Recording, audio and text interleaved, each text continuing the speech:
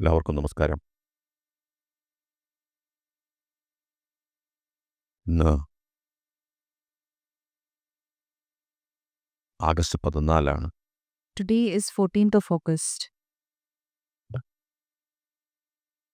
ഈ ദിനം വിഭജന ദുരന്ത ഭീതി ദിനമായി ആചരിക്കുവാനാണ് പ്രധാനമന്ത്രി ആഹ്വാനം ചെയ്തിരിക്കുന്നത്.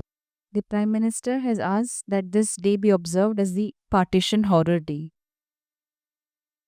1947 ഓഗസ്റ്റ് 14 നടന്ന വിഭജനത്തെക്കുറിച്ച് ജനങ്ങളെ ബോധവൽക്കരിക്കുവാനും ഇങ്ങനെയൊരു ദുരന്തം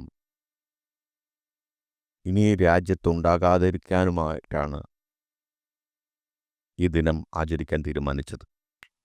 It was decided that this day will be observed as Partition Horror Day because to spread awareness amongst people about the partition, what happened during the partition, the disaster of partition, and to prevent such a disaster from happening in the future.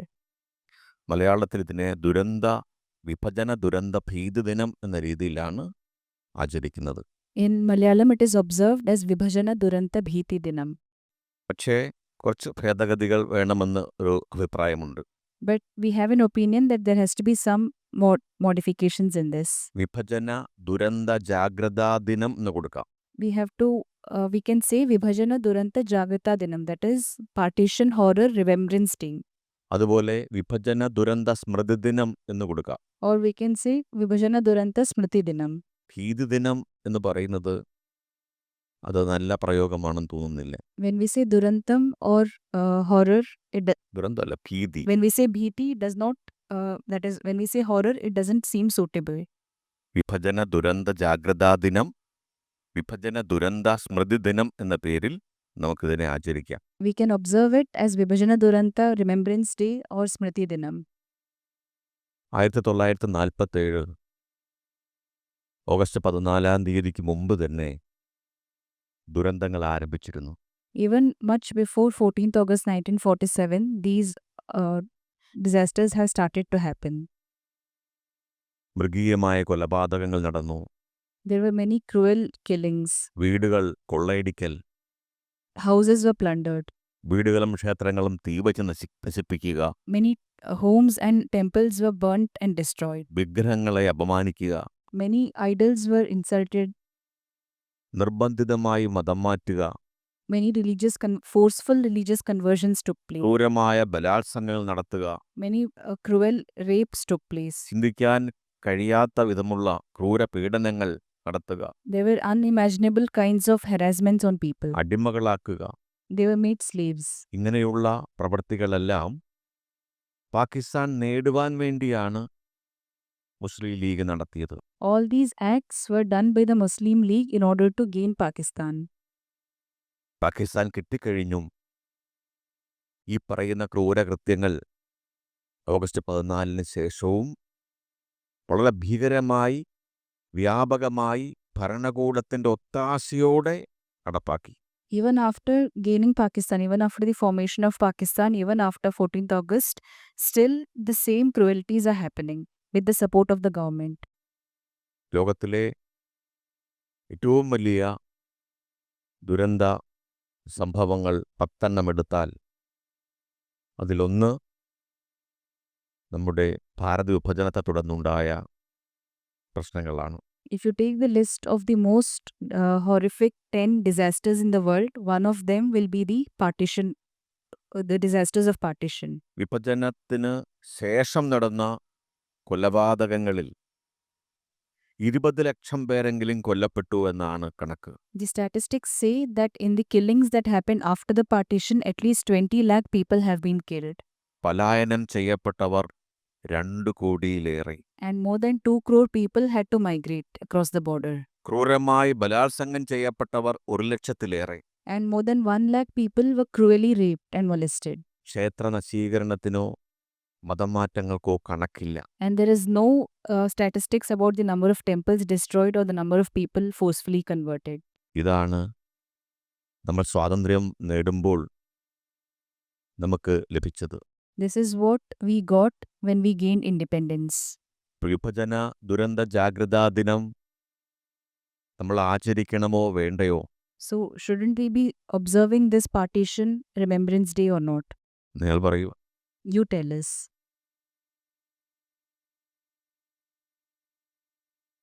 നമ്മൾ Hiroshima ദിനവും Nagasaki ദിനമൊക്കെ ആചരിക്കാറുണ്ട്. We are observing Hiroshima Day, Nagasaki Day. ഒന്നാം ലോക മഹായുദ്ധങ്ങളിൽ, രണ്ടാം ലോക മഹായുദ്ധങ്ങൾക്ക് അതിലെ പല സംഭവങ്ങളൊക്കെ നമ്മൾ ഇനി എങ്ങനെ ആവർത്തിക്കാതിരിക്കാൻ വേണ്ടി നമ്മൾ ജാഗ്രതയായിട്ട് ആചരിക്കാറുണ്ട്. And we are observing the days in remembrance of the First World War or Second World War to prevent such things or such wars from happening in the future. ഇനിയും ഇങ്ങനെയുള്ള വിഭജനങ്ങൾ ഉണ്ടാക്കാൻ വേണ്ടി പലരും പരിശ്രമിക്കുമ്പോൾ ഈ ജാഗ്രതാ ദിനം എത്രത്തോളം ആവശ്യമാണെന്ന് ചിന്തിക്കുക. But even today, when many people or many groups of people are still striving towards attaining partitions in different ways, understand how important observing this day, Partition Remembrance Day, is. കേരളത്തിൽ ആദരണീയനായ ഗവർണർ കലാലയങ്ങളിൽ ഇത് ആചരിക്കുവാൻ ആഹ്വാനം ചെയ്തു. The Honorable Governor of Kerala said, advised that in the colleges of Kerala it has to be observed. കാരണം അടുത്ത തലമുറയ്ക്ക് വിഭജനത്തെക്കുറിച്ചുള്ള ഒരു ചിത്രം നൽകിയാൽ മാത്രമേ ഇത്തരമുള്ള ദുരന്തങ്ങൾ വീണ്ടും ആവർത്തിക്കാതിരിക്കൂ.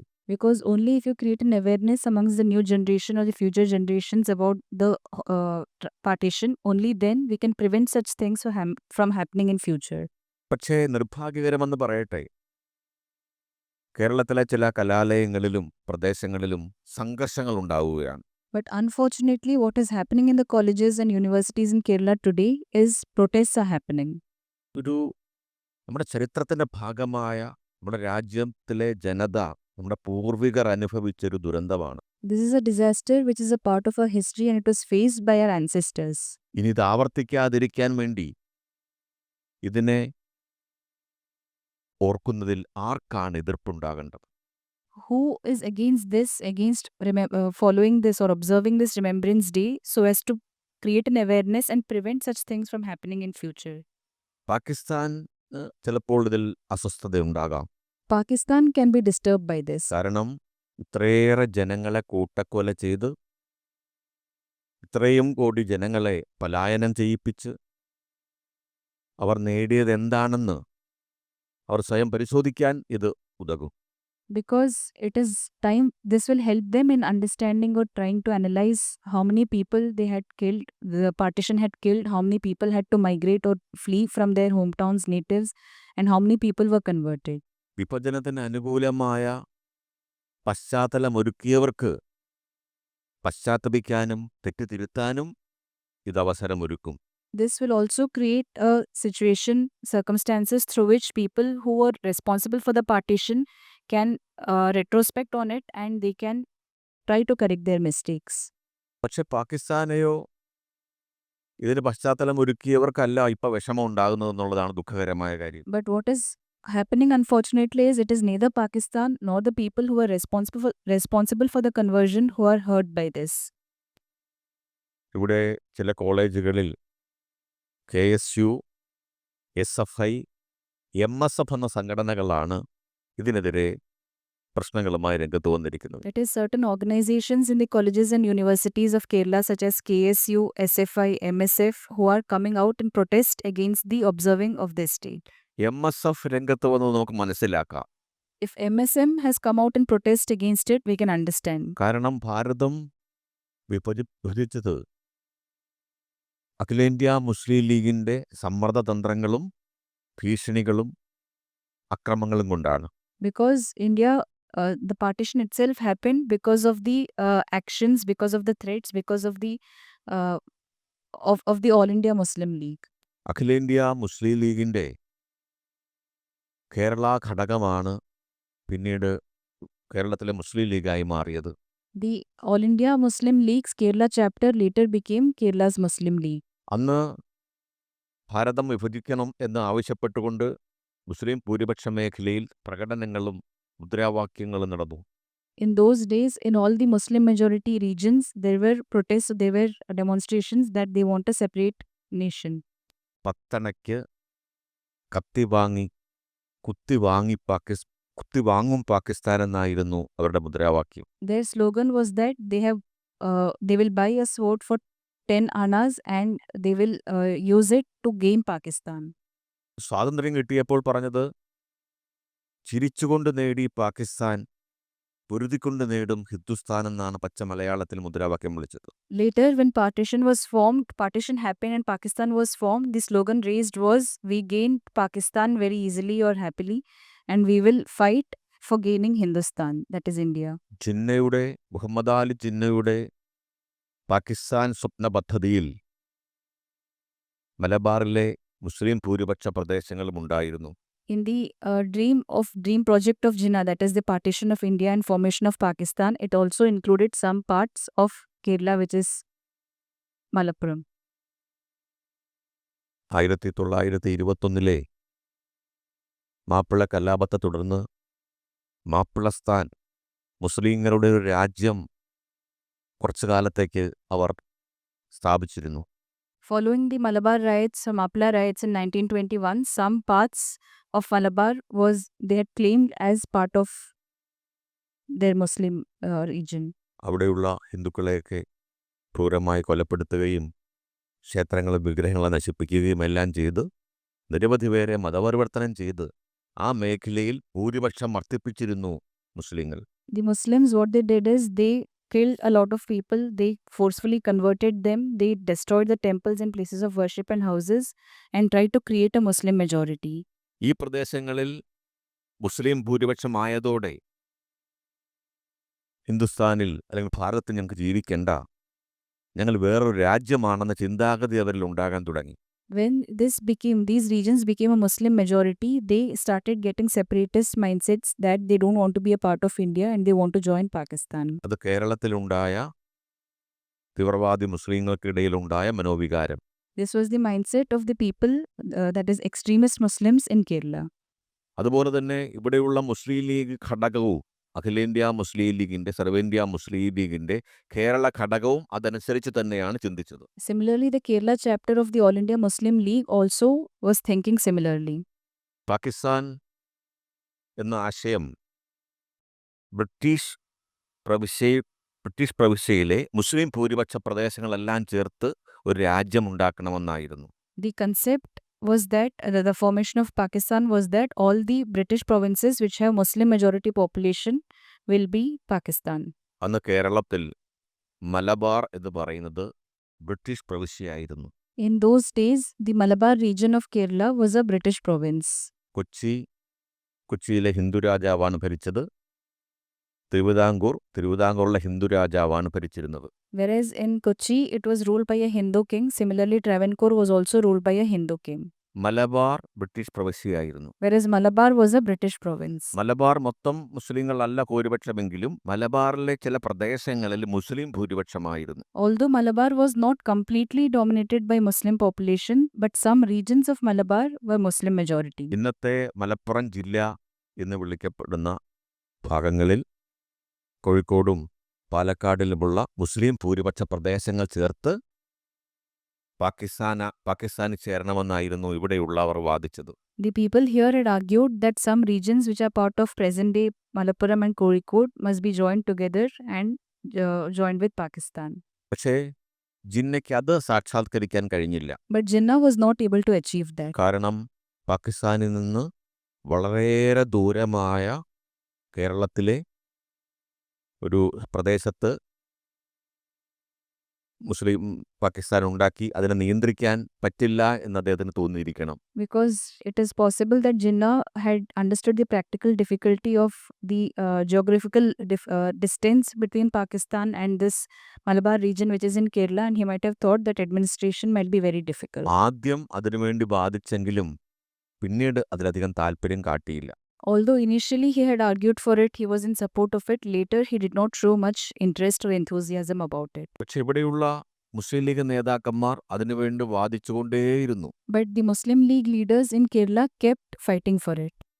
ഇവിടെ നിന്ന് പല മുസ്ലിം ലീഗ് നേതാക്കന്മാർ പാകിസ്ഥാനിലേക്ക് പോയിട്ടുണ്ട്, അവിടെ പൗരത്വം സ്വീകരിച്ചിട്ടുണ്ട്. Many Muslim League leaders from this Malabar region have gone to Pakistan and taken citizenship there. അവിടെ പോയി ഈ ഭാഗങ്ങൾക്ക് വേണ്ടി അവകാശവാദം ഉന്നയിക്കണമെന്ന് പാകിസ്ഥാൻ ഭരണാധികാരികളെ ഓർമ്മപ്പെടുത്തിയിട്ടുണ്ട്. And they have reminded the Pakistani officers or Pakistani ministers that these regions of Malabar should be joined with Pakistan. പക്ഷേ അതൊന്നും അവർക്ക് സാക്ഷാത്കരിക്കാനായില്ല. But they were not able to materialize it. ആ ഒരു വിഷമം അവർ തീർത്തത് വേറൊരു രീതിയിലാണ്. So this unfulfilled dream, they try to do it in another way. Palakkad, Kozhikode ജില്ലകളിലെ മുസ്ലിം ഭൂരിപക്ഷങ്ങൾ ചേർത്ത് പാകിസ്ഥാൻ ആപ്ലസ്ഥാൻ എന്ന പേരിൽ പാകിസ്ഥാന്റെ ഭാഗമാകാൻ കഴിഞ്ഞില്ലെങ്കിലും മലപ്പുറം ജില്ല രൂപീകരിപ്പിക്കാൻ അവർക്ക് കഴിഞ്ഞു 1967. In 1967, although they were not able to join Pakistan, they took the Muslim majority regions of Palakkad and Kozhikode and formed a separate district called Mapilastan. 1947 കഴിഞ്ഞ് 20 വർഷത്തിനകം മാപ്പിളസ്ഥാൻ സ്വപ്നം സംസ്ഥാന രൂപത്തിലാണെങ്കിലും അവർക്ക് നടപ്പാക്കാനായി. Just 20 years after independence, that is after the partition, that is in 1947, within 20 years, 1967, they were able to create a separate district at the state level of Kerala. EMS സർക്കാരാണ് ഈ മാപ്പിളസ്ഥാൻ എന്നുള്ള സ്വപ്നം മലപ്പുറം ജില്ലയിലൂടെ അവർക്ക് സാധിച്ചു കൊടുത്തത്. It was during the governance of EMS that this district was separately formed. ഇപ്പോൾ അവർ അടുത്ത മുദ്രാവാക്യം മുഴക്കുന്നുണ്ട്. മലബാർ സംസ്ഥാനം മുസ്ലിം ലീഗിന് കൂടുതൽ ആധിപത്യം വരാനിടയുള്ള മലബാർ സംസ്ഥാനം രൂപീകരിക്കണമെന്നാണ് അവരുടെ യൂത്ത് ലീഗ് ആവശ്യപ്പെട്ടുകൊണ്ടിരിക്കുന്നത്. Now the latest demands, the latest slogans that they are raising is that the youth league is raising is that the entire region of Malabar, where Muslim population is in majority, must be made a separate state. കാരണം തൃശ്ശൂർ മുതൽ കാസർഗോഡ് വരെയുള്ള പ്രദേശങ്ങൾ എടുക്കുകയാണെങ്കിൽ മുസ്ലിം ലീഗിന് ഒരു മുഖ്യമന്ത്രിയെങ്കിലും ഉണ്ടാക്കാൻ സാധിക്കുമെന്ന് അവർക്കറിയാം. Because they know that if you take the districts from Thrissur northwards till Kasargod, they know that they can give a chief minister from there. Muslim League can give a chief minister from there. Kashmir പോലെ ഇതിനെ ഒരു സ്വതന്ത്ര രാജ്യമാക്കാനുള്ള ശ്രമങ്ങൾ പിന്നീട് അവർക്ക് ആരംഭിക്കാൻ കഴിയും. And later they can start demanding for a separate state like Kashmir. കേരളത്തിൻ്റെ വളരെ സുദീർഘമായിട്ടുള്ള കടൽ തീരങ്ങൾ ഇവർക്ക് പ്രത്യാശ നൽകുന്നു. The long coastline of Kerala is a hope for them. Afghanistan, Pakistan തുടങ്ങിയ രാജ്യങ്ങളുമായിട്ട് ബന്ധപ്പെടാൻ പറ്റിയ വലിയ രാജ്യസുരക്ഷയെ ബാധിക്കുന്ന ഏറ്റവും വലിയ കടൽ തീരം കേരളത്തിനുണ്ട്. Kerala has a very long coastline which helps in easy communication with Afghanistan and Pakistan, which also affects the nation's security. അതുകൊണ്ടാണ് മലപ്പുറം ജില്ലാ രൂപീകരണവുമായി ബന്ധപ്പെട്ട് നടപടികൾ വന്നപ്പോൾ കേരളത്തിലെ പ്രമുഖ ഗാന്ധിയന്മാർ, സ്വാതന്ത്ര്യസമര സേനാനി കെ കേളപ്പജി പോലുള്ളവർ അതിശക്തമായി അതിനെതിരെ പോരാടിയത്. അതുകൊണ്ടാണ് ഈ നീക്കം മുൻകൂട്ടി കണ്ടാണ് ധീരന്മാരായ സ്വാതന്ത്ര്യസമര സേനാനികൾ മലപ്പുറം ജില്ലാ രൂപീകരണത്തെ ശക്തമായി എതിർത്തത്. That is why very brave freedom fighters and Gandhian thought leaders like K. Kelappanji were against this formation of Malabar as a separate state. ഇതൊരു തുടക്കമാണ്, മുന്നറിയിപ്പ് കൂടിയാണ് എന്നാണ് അദ്ദേഹം പറഞ്ഞത്. He said that this is a beginning, this is just the beginning and this is a warning. പിന്നീട് എന്താണ് സംഭവിച്ചത് നമുക്ക് എല്ലാവർക്കും അറിയാം. But later what happened, we all know very well. തങ്ങളുടെ ആവശ്യമെല്ലാം CPM കൊണ്ട് നേടിക്കഴിഞ്ഞ് മുസ്ലിം ലീഗ് കോൺഗ്രസ് പക്ഷത്തേക്ക് പോയി. Whatever were their requirements, whatever were their demands, they got it done through the CPM നിന്ന് കോൺഗ്രസ് പക്ഷത്തേക്ക് പോയി. They got it done by the CPI and then they joined with the Congress. ഇപ്പോൾ കോൺഗ്രസ് പക്ഷത്ത് മുസ്ലിം ലീഗും CPM പക്ഷത്ത് INL-ഉം രണ്ട് മുസ്ലിം ലീഗിൻ്റെ തന്നെ ഭാഗങ്ങളാണ് നിൽക്കുകയാണിപ്പോൾ. So today with the Congress, the Muslim League is standing with the Congress, and on the CPM side there is the Indian National League, INL. വിഭജനത്തിന് ശേഷം ഒരിക്കൽ പ്രധാനമന്ത്രി ജവഹർലാൽ നെഹ്റു കേരളം സന്ദർശിച്ചിരുന്നു. After the partition, the then Prime Minister Jawaharlal Nehru had visited Kerala. അപ്പോൾ മുസ്ലിം ലീഗിൻ്റെ കൊടികൾ റോഡുകളിൽ കാണാനിടയായി. Road വക്കിലൊക്കെ കാണാനിടയായി. And he saw the flags of Muslim League throughout the roads that he was traveling. അതിനെപ്പറ്റി ചോദ്യങ്ങൾ വന്നപ്പോൾ അദ്ദേഹം പറഞ്ഞത് മുസ്ലിം ലീഗ് ചത്ത കുതിരയാണെന്നാണ് പറഞ്ഞത്. When questions were asked about it, he said that Muslim League is a dead horse. കാരണം മുസ്ലിം league വിഭജനത്തിന് വേണ്ടി വാദിച്ചു, പാകിസ്ഥാൻ നേടി, പാകിസ്ഥാനിലേക്ക് അവർ പോയി. അതുകൊണ്ട് ഇനിയും ഈ സംഘടന എങ്ങനെയാണ് ഇവിടെ പ്രവർത്തിക്കുന്ന രീതിയിലാണ് അദ്ദേഹം ചോദിച്ചത്. He said that the Muslim League demanded for partition. They gained Pakistan. Many people went there. So how can they still keep demanding for it? പക്ഷെ അതിന് മുസ്ലിം ലീഗ് നേതാക്കന്മാർ കൊടുത്ത മറുപടി വളരെ ഭീകരമായിരുന്നു. But the response given by the Muslim League leaders to him was very surprising. Muslim league ചത്ത കുതിരയല്ല. They said that Muslim League is not a dead horse. Wahhabi കാലഘട്ടത്തിലെ അതേ വീര്യവും ശേഷിയുമുള്ള ഒരു സംഘടന തന്നെയാണ് ഞങ്ങൾ. We are an organization which is as courageous and as strong as it was in the Wahhabi times. ഇതൊക്കെയാണ് അവർ ജവഹർലാൽ നെഹ്റുവിന് മറുപടി കൊടുത്തത്. That was the response that they gave Jawaharlal Nehru. Jawaharlal നെഹ്റുവിന് അപമാനിച്ച മുസ്ലിം ലീഗുമായിട്ട് പോലും കോൺഗ്രസ് സഖ്യം ചേരുന്ന കാഴ്ചയാണ് പിന്നീട് കണ്ടത്. It was this same Muslim League which insulted Jawaharlal Nehru later joined as a coalition with the Congress. അങ്ങനെ ഭരണത്തിന് വേണ്ടി, ഭരണം പിടിച്ചെടുക്കാൻ വേണ്ടി മാറി മാറി മുസ്ലിം സമൂഹത്തെയും മുസ്ലിം ലീഗിനെയും പ്രീണിപ്പിക്കുന്ന സമീപനങ്ങളാണ് പിന്നീടുമുണ്ടായത്. So later, to gain power, to gain authority, they had been trying to appease Muslims more and more in the later times. അപ്പോൾ MSF എന്നുള്ള മുസ്ലിം ലീഗിൻ്റെ സംഘടന ഈ വിഭജന ദുരന്തത്തിനെതിരെ, വിഭജന ദുരന്ത സ്മൃതിദിനത്തിനെതിരെ രംഗത്ത് വരുന്നത് നമുക്ക് മനസ്സിലാക്കാനാവും. So if the organization MSF, which is a part or organization of Muslim League itself, if they are coming in protest of this Partition Remembrance Day, then it is understandable. അവർക്ക് അതേ കഴിയൂ.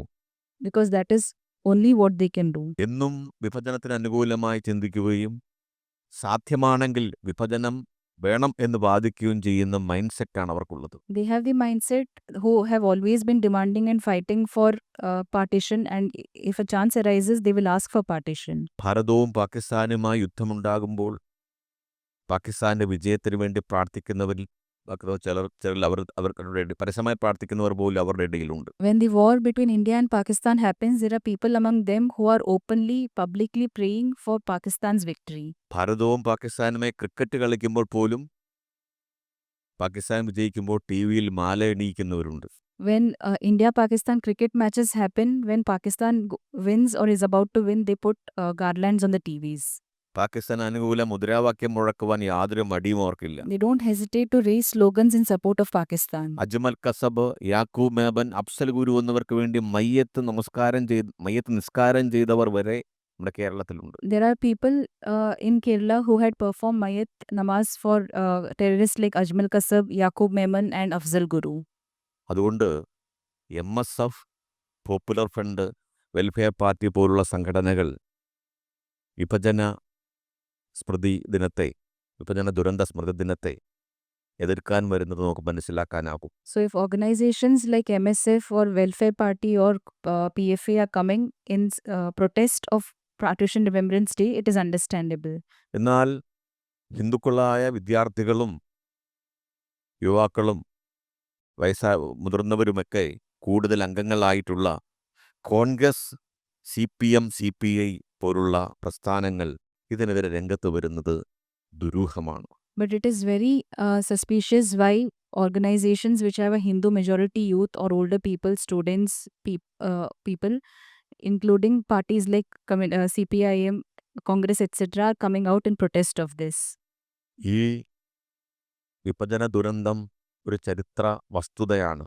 This disaster called partition is a historical fact or reality. ഗൂഗിളിലോ AIയിലോ ഒക്കെ search ചെയ്താൽ 10 ലക്ഷത്തിലേറെ 20 ലക്ഷത്തോളം വരെ കൊല്ലപ്പെട്ടതും 2 കോടി ആൾക്കാർ പലായനം ചെയ്തതൊക്കെ വസ്തുതകളായി തന്നെ കാണാനാകും. If you browse on Google or any of the AI platforms, ChatGPT, etc., you will get all the partition related facts. How many people were killed, how many people had to migrate, converted, etc. ഏറ്റവും വലിയ അഭയാർത്ഥി പ്രവാഹമുണ്ടായ ദുരന്തമാണിത്. It was a disaster in which the most number of refugees had to come to India. കിലോമീറ്ററുകളോളം നീളുന്ന അഭയാർത്ഥി പ്രവാഹം. the flow of refugees, which was for kilometers and kilometers. പാലസ്തീനികൾക്ക് വേണ്ടിയും റോഹിംഗ്യ മുസ്ലിങ്ങൾക്ക് വേണ്ടിയും കണ്ണീരൊഴുക്കുന്നവർ നമ്മുടെ പൂർവികർ അനുഭവിച്ച, മതത്തിൻ്റെ പേരിൽ പൂർവികർ അനുഭവിച്ച ഈ വ്യഥകളെ ഓർക്കുക പോലും വേണ്ടെന്ന് പറയുന്നത് എന്തുകൊണ്ടായിരിക്കാം? People who are shedding tears for Palestine, people who are shedding tears for Bangladesh, but these people are protesting against a day which is a remembrance day for our ancestors. ഈ വിഭജന സ്മൃതി ദിനം, വിഭജന ദുരന്ത സ്മൃതി ദിനം ആചരിക്കുന്നത് ഏതെങ്കിലും ഒരു മതത്തിനെതിരെ അല്ല. Observing Partition Remembrance Day is not against any particular religion. ഭാരത വിഭജനം കൊണ്ട് ഇരു രാജ്യങ്ങളും അനുഭവിക്കുന്ന പ്രശ്നങ്ങൾ ചൂണ്ടിക്കാട്ടാൻ വേണ്ടിയാണ്. It is for pointing out the problems faced by any nation when a partition happens. ഒറ്റ രാത്രി കൊണ്ട് അയൽക്കാർ വിദേശ രാജ്യങ്ങളിലായി പോകുന്ന അവസ്ഥയാണ് ഉണ്ടായത്. What happened during the partition is that overnight, within a single night, their own neighbors had to go to a different country. പാകിസ്ഥാനിലുള്ളവരും ഭാരതത്തിലുള്ളവരും ഇതിൻ്റെ ദുരന്തങ്ങൾ ഇന്നും അനുഭവിച്ചുകൊണ്ടിരിക്കുന്നു. People in Pakistan as well as in India are still facing the consequences of it. എപ്പോഴും നമ്മുടെ തലയ്ക്ക് മുകളിൽ സ്ഥിതി ചെയ്യുന്ന ഒരു ഡെമോക്രസിന്റെ വാളെന്ന പോലെ ഈ പ്രശ്നം നിൽക്കുകയാണ്. This problem is hanging over their heads even now like the sword of Damocles. ഏത് സമയത്താണ് പാകിസ്ഥാന്റെയോ ബംഗ്ലാദേശിന്റെയോ ആക്രമണം ഉണ്ടാകുന്നതെന്ന് പേടിച്ച് കഴിയേണ്ട അവസ്ഥയിലാണ് നമ്മുടെ ജനത. Our people are living in a circumstance where they fear an attack from Pakistan or Bangladesh at any time. അടുത്ത ദിവസമാണ് ഒരു പട്ടാള മേധാവി അമേരിക്കയിൽ ചെന്ന് പരസ്യമായി പ്രഖ്യാപിച്ചത്. Very recently, an army commander, army chief went to America and made a public statement. Pakistan ഒരു ആണവായുധ രാജ്യമാണെന്ന് ഓർക്കണം എന്നായിരുന്നു ഭീഷണി. His threat was that you must not forget that Pakistan is a nuclear country. ഭാരതത്തെ മാത്രം നശിപ്പിക്കുമെന്നല്ല അയാൾ അട്ടഹസിച്ചത്. He did not only warn or he did not only say or threaten that only India will be damaged or destroyed. ഈ ലോകത്തിന്റെ മുക്കാൽ ഭാഗം കൊണ്ട് ഞങ്ങൾ പോകൂ എന്നാണ് പറഞ്ഞത്. He said that we will take 75% of the earth, that is the people of earth. ഭാരതത്തിനെതിരെ മാത്രമുള്ള വെല്ലുവിളിയാണോ അത്? Is it a challenge or threat only against India? ഇത് ലോകത്തിനെതിരെയുള്ള വെല്ലുവിളിയാണ്. It is a threat against the world itself. ഇതെല്ലാം ഉണ്ടാകാൻ കാരണം എന്താണ്? And what is the reason for all this? പാകിസ്ഥാനിലെ ജനത ദുരിതം അനുഭവിക്കാനുള്ള കാരണം എന്താണ്? What is the reason why people in Pakistan are facing disasters? ഇത്രയേറെ യുദ്ധങ്ങൾ, ഭീകര റിക്രൂട്ട്മെന്റുകൾ, ഭീകര അയച്ചുകൊണ്ടുള്ള ഒളിയുദ്ധങ്ങളെല്ലാം നമ്മൾ അനുഭവിക്കുന്നു. We are facing wars, we are facing terrorist recruitments and many terrorist attacks. പാകിസ്ഥാനിലെ ജനങ്ങളും അനുഭവിച്ചുകൊണ്ടിരിക്കുകയാണ്. Even the people of Pakistan are suffering this. ഇനിയും കൂടുതൽ സിന്ധു നദി പ്രശ്നം വഴി അവർ കൂടുതൽ അനുഭവിക്കാൻ പോകുകയാണ്. And they are going to suffer more and more because of the Sindhu river water. ഇപ്പോഴും ശക്തമായ തിരിച്ചടി ലഭിച്ചതിന് ശേഷവും ഭാരതത്തെതിരെ യുദ്ധം ചെയ്യുമെന്നാണ് അവിടുത്തെ പ്രതിപക്ഷ നേതാക്കന്മാർ പ്രഖ്യാപിക്കുന്നത്. Even after getting a strong retaliatory answer, they are still saying that they will attack India. Operation സിന്ദൂറിലൂടെ ശക്തമായ തിരിച്ചടി കൊടുത്തുവെങ്കിലും ഓപ്പറേഷൻ മഹാദേവിലൂടെ ശത്രുക്കളെ തുടച്ചു നീക്കിയെങ്കിലും നമുക്ക് ആശ്വസിക്കാറായിട്ടില്ല. Although we gave a strong answer through Operation Sindoor and through Operation Mahadev, we were able to erase many terrorists. Still, we can't completely rest. നിതാന്ത ജാഗ്രതയോടെ നമ്മുടെ സൈനികർക്കും intelligence ഓഫീസർമാർക്കും കാവൽ നിൽക്കേണ്ടി വരും. Our intelligence officers and soldiers have to be cautious, guard our borders very cautiously. അത് പാകിസ്ഥാനിൽ നിന്ന് മാത്രമല്ല, The threat is not only from Pakistan. നമ്മൾ തന്നെ സഹായിച്ച ബംഗ്ലാദേശിൽ നിന്നുമുണ്ട്. The threat is also from Bangladesh, whom we have ourselves helped. പാകിസ്ഥാനുമായി യുദ്ധത്തിന് പോകുമ്പോൾ വടക്കിഴക്ക് സംസ്ഥാനങ്ങൾ പിടിച്ചെടുക്കണമെന്നാണ് ബംഗ്ലാദേശിലെ ഒരു പ്രമുഖ നേതാവ് ഉപദേശിച്ചത് പ്രസിഡന്റിനോട്. പാകിസ്ഥാനുമായുള്ള സമീപകാലത്ത് യുദ്ധം നടക്കുമ്പോൾ ഭാരതത്തിന്റെ വടക്കിഴക്കൻ പ്രദേശങ്ങൾ പിടിച്ചെടുക്കണം എന്നുവരെ Bangladesh ചിന്തയുണ്ടായി. When there was the war between India and Pakistan was happening, a leader in Bangladesh remarked that the northeastern states of India should also be captured. നമുക്ക് പരിപൂർണമായ വിജയം ലഭിച്ചതുകൊണ്ട് മാത്രമാണ് അവർ ധൈര്യപ്പെടാതിരുന്നത്. Because we have been completely successful in this war, victorious in this war, they did not do anything beyond that. നമുക്ക് എന്തെങ്കിലും വീഴ്ചകൾ ഉണ്ടായിരുന്നെങ്കിൽ ചൈനയും ബംഗ്ലാദേശും ഒക്കെ അതിൽ നിന്ന് മുതലെടുത്തേനെ. Had we lost somewhere, had we been defeated somewhere, China and other countries would have taken advantage of the situation. പുറത്തുനിന്ന് മാത്രമല്ല, അകത്ത ശത്രുക്കളും നമ്മളെ വെറുതെ വിടില്ല. It is not only the enemies from outside, but also the enemies within the country will not leave us alone. അപ്പോൾ വളരെയേറെ തലവേദന സൃഷ്ടിക്കുന്ന ഒരു കാര്യമാണ് പാകിസ്ഥാനും ബംഗ്ലാദേശും ഒക്കെ നമുക്കിപ്പോഴും. So even now, Pakistan and Bangladesh are huge headaches for India. തലവേദന മാറ്റാൻ വേണ്ടി വിഭജനത്തിന് സമ്മതിക്കേണ്ടി വന്നു എന്നാണ് അന്നത്തെ ചില നേതാക്കന്മാർ പ്രഖ്യാപിച്ചത്. Certain leaders of those times had commented that to get rid of this headache, they had to get ready for partition. ഇവരുടെ അക്രമങ്ങളിൽ പേടിച്ച് ഇവർക്ക് നേതാക്കൾക്ക് ഒപ്പിടേണ്ടി വന്നു. Fearing their attacks, these leaders had to sign on the partition. പക്ഷെ ഇപ്പോൾ അക്രമങ്ങൾക്ക് വല്ല കുറവുമുണ്ടോ? But have the attacks reduced from since then? വിഭജനം കഴിഞ്ഞിട്ടാണ് കൊല്ലപ്പെട്ടവർ 20 ലക്ഷം പേരെന്ന് പറഞ്ഞത്. We said 20 lakh people were killed. These are the number of people killed after the partition. 2 കോടിയോളം പേർ പലായനം ചെയ്തത് വിഭജനം കഴിഞ്ഞിട്ടാണ്. 2 crore people had to migrate. It was after the partition. തലവേദന ഒഴിഞ്ഞോ? So did we get rid of the headache? ഇപ്പോഴും അത് ഒഴിയുന്നുണ്ടോ? Are we getting rid of it, or are we finding a solution to it? വിഭജനം ഒരു പ്രശ്നവും പരിഹരിക്കില്ല എന്ന് നമ്മൾ ജനതയെ പഠിപ്പിക്കേണ്ടതല്ലേ? So this partition should teach a lesson to our people that partition is not an answer to solving this problem. അതുപോലെ വിഭജനത്തിന് കാരണമായ പശ്ചാത്തലം എന്താണെന്ന് നമ്മൾ പഠിക്കേണ്ടതല്ലേ? Similarly, isn't it necessary that we have to understand what are the reasons that lead to partition? എങ്ങനെയാണ് വിഭജനം ഉണ്ടായതെന്ന് വിശദമായി നമ്മുടെ ക്ലാസ്സുകളിൽ ഭാരതീയ സംസ്കൃതി ക്ലാസ്സുകളിൽ പഠിപ്പിക്കും. In our later Bharatiya Samskrithi classes, we will learn in detail how partition happened. മുസ്ലിങ്ങളെ പീഡിപ്പിക്കാൻ വേണ്ടി ഇന്ത്യൻ നാഷണൽ കോൺഗ്രസും ബ്രിട്ടീഷ് ഗവൺമെന്റും പരസ്പരം മത്സരത്തിലായിരുന്നു. The British government and Muslim League were competing with each other. Indian national Congress Indian National Congress were competing with each other to appease the Muslim. ഇങ്ങനെയുള്ള പ്രീണന മത്സരമാണ് മുസ്ലിം ലീഗിനെ വളർത്തിയത്, ശക്തിപ്പെടുത്തിയത്. So it is this competition in appeasing the Muslims that increased അവരെ ശക്തിപ്പെടുത്തിയത്, the അവരെ strengthened them. ഇപ്പോഴും അത് ആവർത്തിക്കുകയാണ്. And even today it is continuing. കേരളത്തിൽ മാത്രമല്ല, Not only in Kerala. ഭാരതമാസകലം അതാണ് സ്ഥിതി.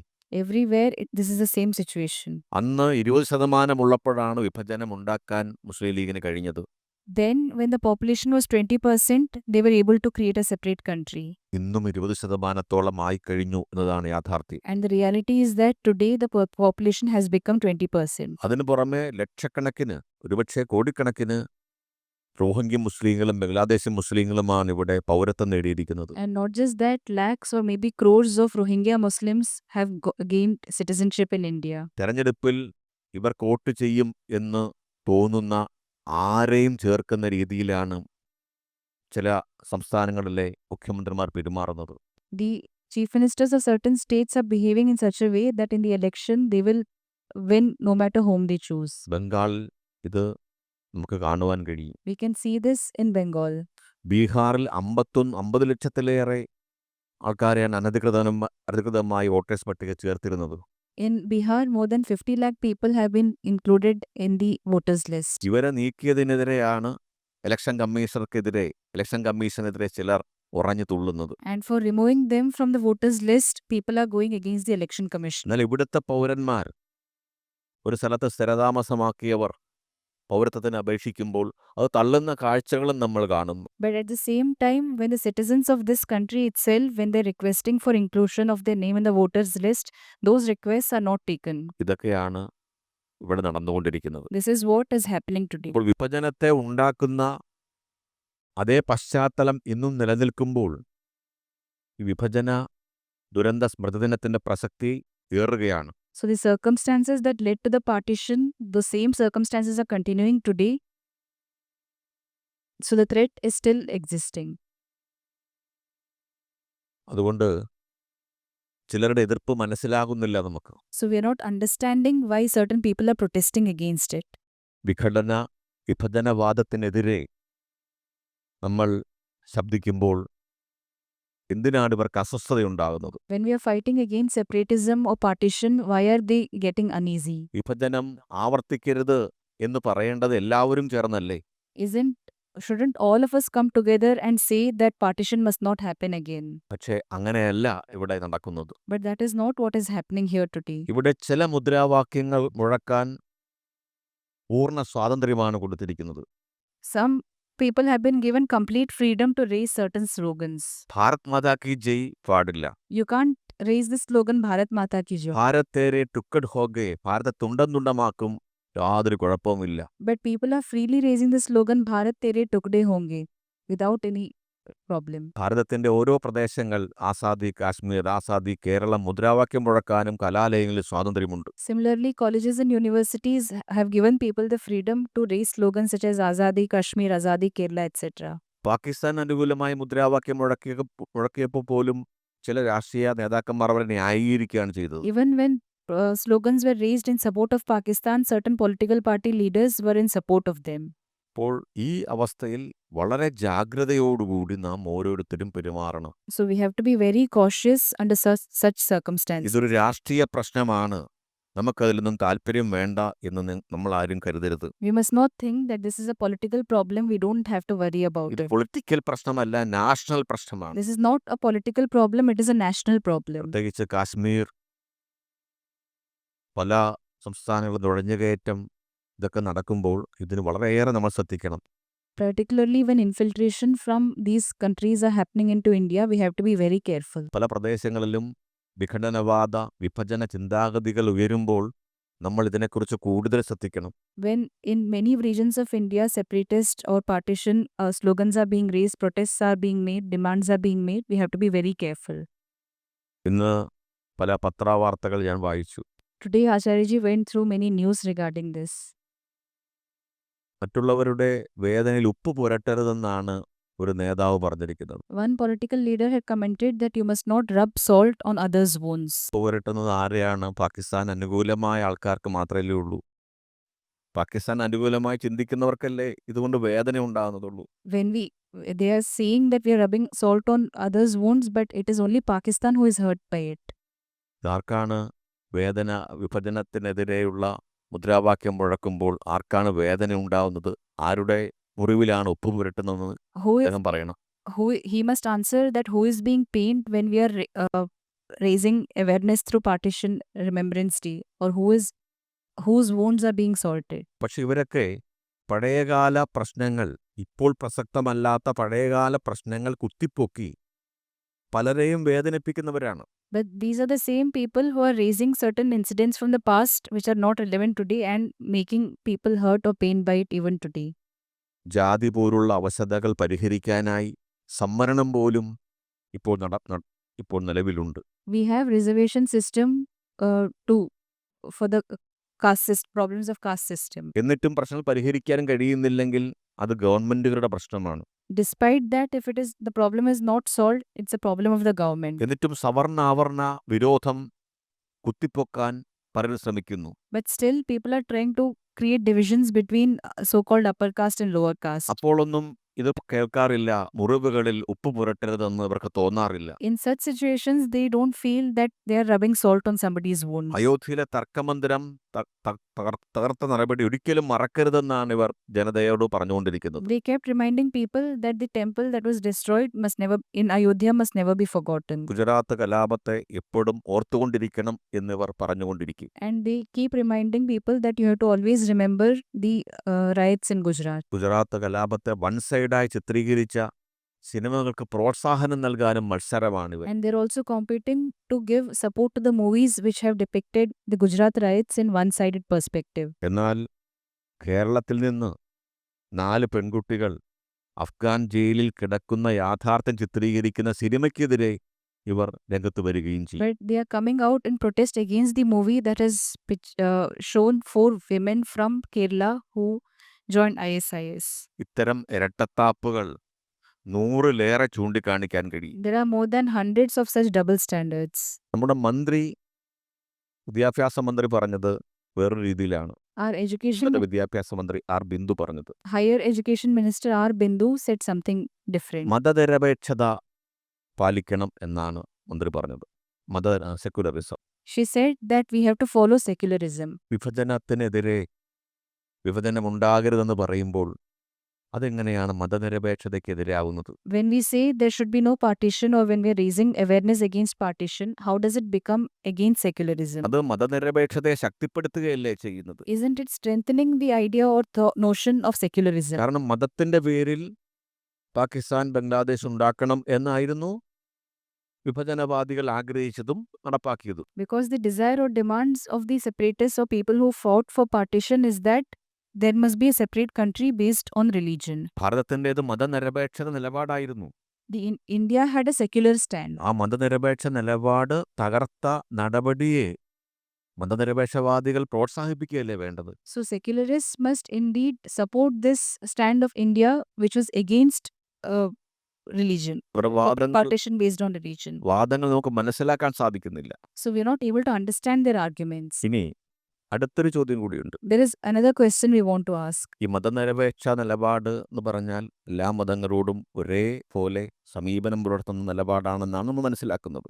By secularism, we understand that all religions must be given equal importance. കഴിഞ്ഞ ദിവസമാണ് സനാതനധർമ്മം തുലയട്ടെ, സനാതനവും നശിക്കട്ടെ എന്നുള്ള പ്ലക്കാർഡും ഉയർത്തിക്കൊണ്ട് ഭരണകക്ഷിയുടെ തന്നെ വിദ്യാർത്ഥി സംഘടന രംഗത്ത് വന്നത്. The students' organization of the government itself had come out with placards saying Sanatana Dharma must be destroyed very recently. പല മന്ത്രിമാരും രാഷ്ട്രീയ നേതാക്കന്മാരും സനാതനധർമ്മ ഉന്മൂലനം പറയുന്നതായിട്ടും നമ്മൾ കാണുന്നുണ്ട്. And we have seen that many ministers, many political leaders are raising slogans to eradicate Sanatana Dharma. ഇതെല്ലാം മതനിരപേക്ഷ നിഷ്പക്ഷ നിലപാടാണോ? So is it a stand in support of secularism? ഇനി മതനിരപേക്ഷ നിലപാടാണെങ്കിൽ എന്തിനാണ് ഹിന്ദുക്കളുടെ ക്ഷേത്രങ്ങൾ കൈവശം വയ്ക്കുന്നത് മതനിരപേക്ഷ സർക്കാർ? If it is a secular stand, then why is such a secular government keeping temples, Hindu temples under their control? അത് ഒഴിഞ്ഞു മാന്യത കാട്ടണ്ടേ? So they must let free the temples and show dignity in that. ഇതൊന്നും ഒരിക്കലും ചെയ്യില്ല. But they will not do any such things. അപ്പോൾ ഈ പറയുന്ന വിവാദത്തെക്കുറിച്ച് സാമാന്യമായി ഇത്രയും കാര്യങ്ങളാണ് പറയാനുള്ളത്. So regarding this controversy, Acharya Ji had to mention these general points. ഒരു കാര്യം കൂടിയുണ്ട്. There's one more thing. മുസ്ലിം ലീഗിന്റെ വിഭജനവാദത്തെ താത്വികമായി അംഗീകരിച്ച ഏക കക്ഷി ഭാരതത്തിലേത് ഇന്ത്യൻ കമ്മ്യൂണിസ്റ്റ് പാർട്ടിയായിരുന്നു. Indian Communist Party is the only group or people who philosophically supported the partition ideology. ഭാരതം ഹിന്ദുസ്ഥാൻ പാകിസ്ഥാൻ എന്നീ രണ്ട് രാജ്യങ്ങളായി വിഭജിക്കണമെന്നായിരുന്നു മുഹമ്മദ് അലി ജിന്നയും മുസ്ലിം ലീഗും ആവശ്യപ്പെട്ടത്. Both Muhammad Ali Jinnah and Muslim League demanded that Pakistan and Hindustan must be two different countries. പക്ഷേ അവിഭക്ത communist party ഭാരതത്തെ 16 വിഭജിക്കണമെന്നാണ് ആവശ്യപ്പെട്ടത്. But the undivided Communist Party demanded that India should be divided into 16 parts. അതിപ്പോൾ communist party തിരുത്തിയിട്ടുണ്ടാകും. The Communist Party might have changed or corrected its stand now. അതുകൊണ്ടായിരിക്കണം ഈ വിഭജനത്തിനെതിരായ വിഭജന സ്മൃതി ദിനം, വിഭജന ദുരന്ത സ്മൃതി ദിനം ആചരിക്കുമ്പോൾ അവർക്കും അസ്വസ്ഥത ഉണ്ടാകുന്നത്. Maybe they are also feeling uneasy. That could be the reason they are feeling uneasy when we are raising awareness against partition. മറ്റുള്ളവരുടെ മുറിവിൽ ഉപ്പ് പുരട്ടരുതെന്നൊക്കെ പറയാൻ കാരണം ചിലപ്പോൾ ഇതായിരിക്കാം. Maybe this is the reason why they're saying you must not rub salt on others' wounds. ഇനി മറ്റൊരു തമാശ കൂടിയുണ്ട്. There's one more comedy here. ഇന്ന് CPMന്റെ മുഖപത്രത്തിൽ CPMന്റെ സംസ്ഥാന സെക്രട്ടറിയുടെ ലേഖനം വന്നിരുന്നു. In the CPM's newspaper today, there was an article by the CPM State Secretary. വിഭജനം ഉണ്ടാക്കിയത് തന്നെ, ആ മുദ്രാവാക്യം മുഴക്കിയത് തന്നെ ഹിന്ദുത്വവാദികളാണെന്ന രീതിയിലാണ് ആ ലേഖനം വരുന്നത്. The article is written in such a way that it was Hindus who were responsible for the partition and it was Hindus who raised demands for partition. എന്ന് വെച്ചാൽ ഹിന്ദുക്കൾ തന്നെ ഹിന്ദുക്കളെ കൊന്ന് ഹിന്ദുക്കളെ കൊല്ലാൻ കൂട്ടി നിൽക്കുന്ന പാകിസ്ഥാനും ബംഗ്ലാദേശും അല്ലെങ്കിൽ പാകിസ്ഥാൻ്റെ ഭാഗമായിരുന്ന ബംഗ്ലാദേശും കൂടി രൂപീകരിച്ചു കൊടുത്തു എന്ന മട്ടിലാണ് ആ ലേഖനം വായിച്ചാൽ തോന്നുക. If you read the article, you will feel that it was Hindus themselves who killed other Hindus with the help of Pakistanis and they gained a separate country. ശ്രദ്ധിക്കേണ്ടത് സവർക്കറും ഗോൾവൽക്കറും ഒക്കെയാണ് ഈ ദുരാഷ്ട്രവാദം ഉന്നയിച്ചതെന്നൊക്കെയാണ് പാർട്ടി സെക്രട്ടറി ലേഖനത്തിൽ കാണുന്നത്. And the party secretary's article highlights it was people like Savarkar and Golwalkar who demanded for a separate country. 1876 Syed Ahmed ഖാനാണ് ആദ്യമായി ദുരാഷ്ട്രവാദം ഉന്നയിക്കുന്നത്. It was in 1876. In the year 1876, Syed Ahmad Khan who first raised the demand for a two-nation theory. 1876 It was 1876. അതിനുശേഷം അദ്ദേഹം അത് പരസ്യമായി വിശദീകരിക്കുകയുണ്ടായി. And later he publicly explained it. അദ്ദേഹം പറഞ്ഞു, ഇംഗ്ലീഷുകാരും അവരുടെ സേനയും എല്ലാ ആയുധവും എടുത്ത് സ്വന്തം പട്ടാളക്കാരെയും കൊണ്ട് ഭാരതം വിട്ടുപോയി എന്ന് വിചാരിക്കും. He says that let us assume that all the Englishmen take all their army and take all their weapons and go back, that is leave India. അപ്പോൾ ആരായിരിക്കും ഈ ഭാരതത്തിന്റെ ഭരണാധികാരികൾ? അദ്ദേഹം ചോദിക്കുകയാണ്. And he asks a question, then who will rule India? Who will have authority over India? ഈ സാഹചര്യത്തിൽ രണ്ട് രാഷ്ട്രങ്ങൾക്കും മുസ്ലിങ്ങൾക്കും ഹിന്ദുക്കൾക്കും ഒരേ സിംഹാസനത്തിൽ നിന്ന് അധികാരതുല്യതയോടെ ഭരിക്കാൻ കഴിയുമോ? In such a situation, can both countries, both Muslims and Hindus, sit on the same throne and rule the country? തീർച്ചയായും ഇല്ല. It is definitely no. ഒന്നിന് മറ്റൊന്നിനെ കീഴടക്കേണ്ടി വരും. One will have to be under the other. ഇരുകൂട്ടരും തുല്യരായിരിക്കുമെന്ന് പ്രതീക്ഷിക്കുന്നത് അസാധ്യവും അചിന്ത്യവുമായ ഒന്ന് ആഗ്രഹിക്കുന്നത് തുല്യമാണ്. To desire or to expect that both of them will be equal is impossible or unimaginable. 1876 Aligarh മുസ്ലിം യൂണിവേഴ്സിറ്റിയുടെ സ്ഥാപകനായ അഹമ്മദ് ഖാനാണിത് പറയുന്നത്. In 1876, the founder of Aligarh Muslim University, Ahmad Khan, made this statement. Savarkar ജനിക്കുന്നത് 1883 Whereas Savarkar was born in the year 1883. 1876 1883 വ്യത്യാസം നോക്കുക. See the difference between the years 1876 and 1883. ഇത് പറഞ്ഞു കഴിഞ്ഞ് 7 വർഷം കഴിഞ്ഞാണ് സാവർക്കർ ജനിക്കുന്നത് പോലും. Savarkar was born 7 years after this statement. ഇതാണ് ഓരോരോ വാദങ്ങൾ. So these are the twisted arguments of these people. ആൻഡമാനിലെ ജയിലിൽ നരകതുല്യമായ വേദന അനുഭവിച്ചു കഴിഞ്ഞ സവർക്കറാണ് ഇവിടെ പാകിസ്ഥാൻ ഉണ്ടാക്കിയതും തോന്നിപ്പോകും ഇവരുടെ വാദങ്ങൾ കേൾക്കുമ്പോൾ. If you listen to their arguments, you will feel that Savarkar, who suffered in the jail of Andaman, it was he who demanded for a two-nation. അപ്പോൾ ഇനി ഇവർ പറയുന്ന പോലെ ഹിന്ദുത്വവാദികളാണ് ഈ സിദ്ധാന്തം ഉണ്ടാക്കിയെന്ന് വെക്കുക. Now let us say or let us assume that it was Hindutvawadis who came up with this concept. ഇവർക്ക് നല്ല അവസരമല്ലേ വരുന്നത്? That gives us a good situation, കാരണം chance. വിഭജന സ്മൃതി ദിനം ആചരിക്കുന്നത് വഴി വിഭജനത്തിന് കാരണക്കാരായ ഹിന്ദുത്വവാദികളെ ഒറ്റപ്പെടുത്താനും കുറ്റപ്പെടുത്താനും നല്ലൊരു അവസരം കിട്ടുകയല്ലേ? If that argument is true, then they're getting a chance to criticize the Hindus who are responsible for partition. അപ്പോൾ ഹിന്ദുത്വവാദികളുടെ മുറിവിൽ ഉപ്പ് തേക്കരുത് എന്നിവർക്ക് എങ്ങനെയാണ് പറയാൻ കഴിയുക? അവർ കുറച്ചൊരു വിഷമിക്കട്ടെ. So then how can they say that you should not rub salt on the wounds of Hindus? അപ്പോൾ നമ്മൾ പണ്ട് പറഞ്ഞതുപോലെയുള്ള ഒരു കഥയാണ് ഓർമ്മ വരുന്നത്. So Acharya Ji is remembering a story in this situation. ഒന്നുകിൽ ചേട്ടൻ വേലി കെട്ട് ഞാൻ ഉണ്ടിട്ട് വരാം, ഞാൻ കഴിച്ചിട്ട് വരാം. Either brother will tie the fence, I will have lunch. അത് ബുദ്ധിമുട്ടാണെങ്കിൽ വേറെ കാര്യം ചെയ്താൽ മതി. If that is a problem, then we'll do something else. ഞാൻ കഴിച്ചിട്ട് വരാൻ ചേട്ടൻ വേലി കെട്ട്. I'll have lunch, you tie the fence. അപ്പോൾ ഒരു തരത്തിലും ഇത് ആചരിക്കാനും സാധിക്കില്ല എന്നാണ് അവർ പറയുന്നത്. So no matter what, either ways you cannot observe this day, according to them.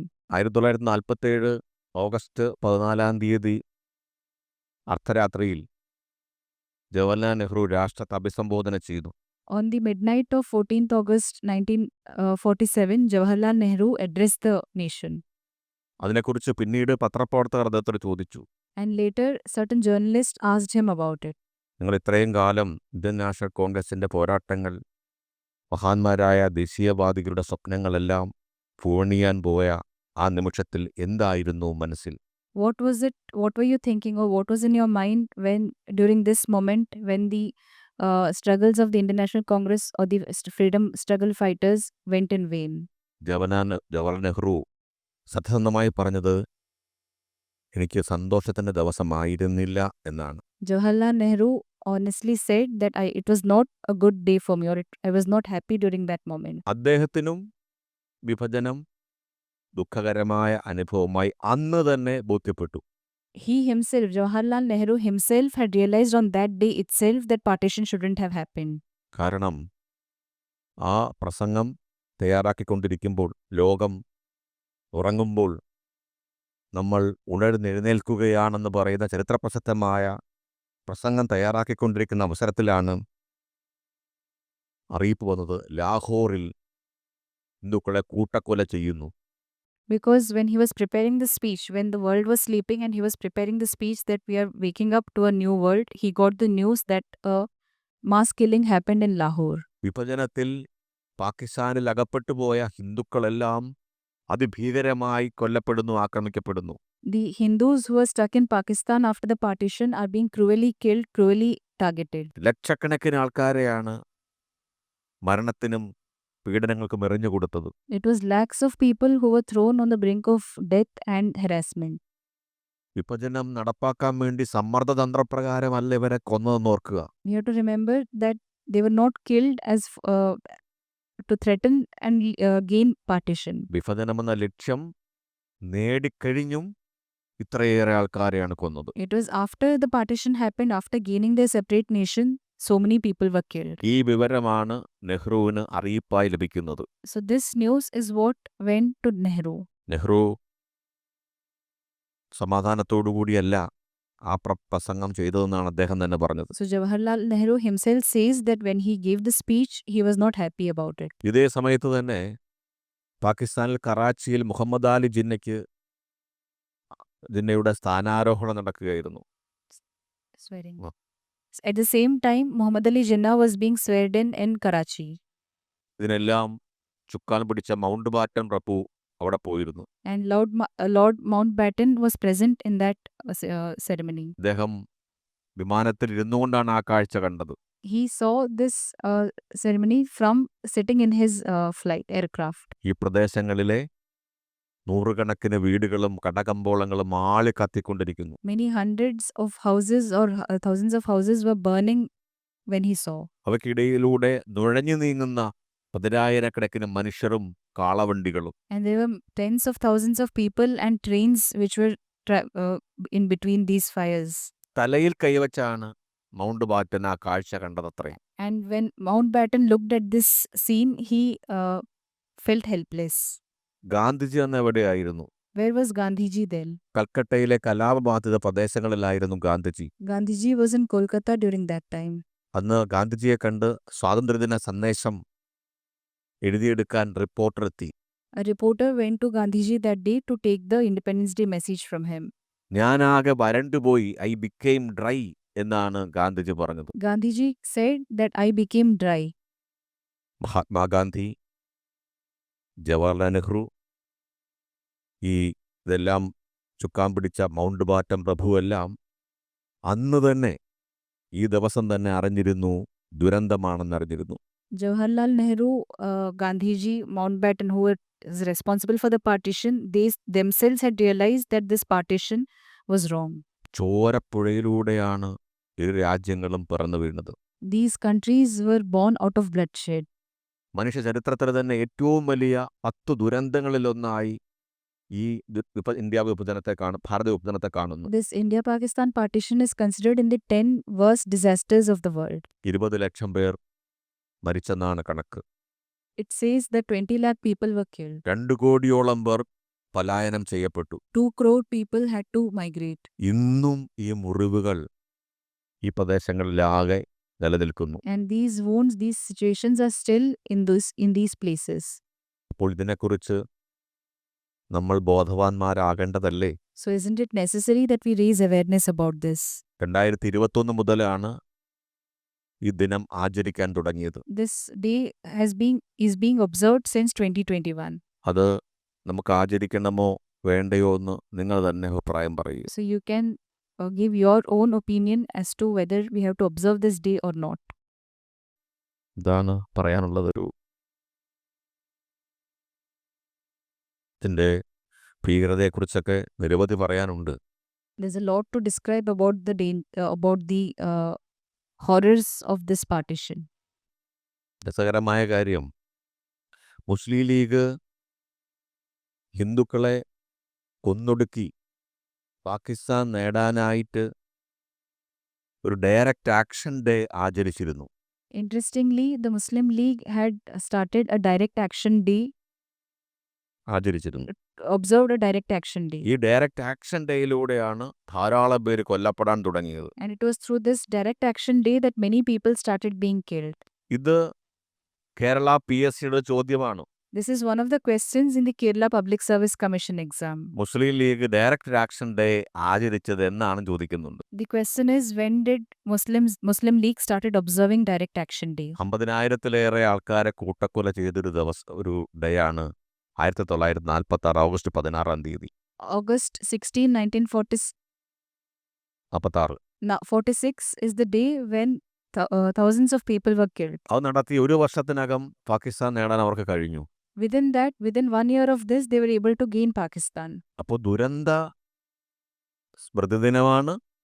വിഭജനത്തിന് തന്നെ കാരണക്കാരായ ഒരു ആക്ഷൻ കൂടിയാണത്. So it was a horrific day and also led to the partition itself. പക്ഷെ അതൊക്കെ കേരള PSC പോലും ചോദ്യം വരുന്നു. But even Kerala PSC exam is including this as a question in their question. ഇത്രയും വലിയ ദുരന്തം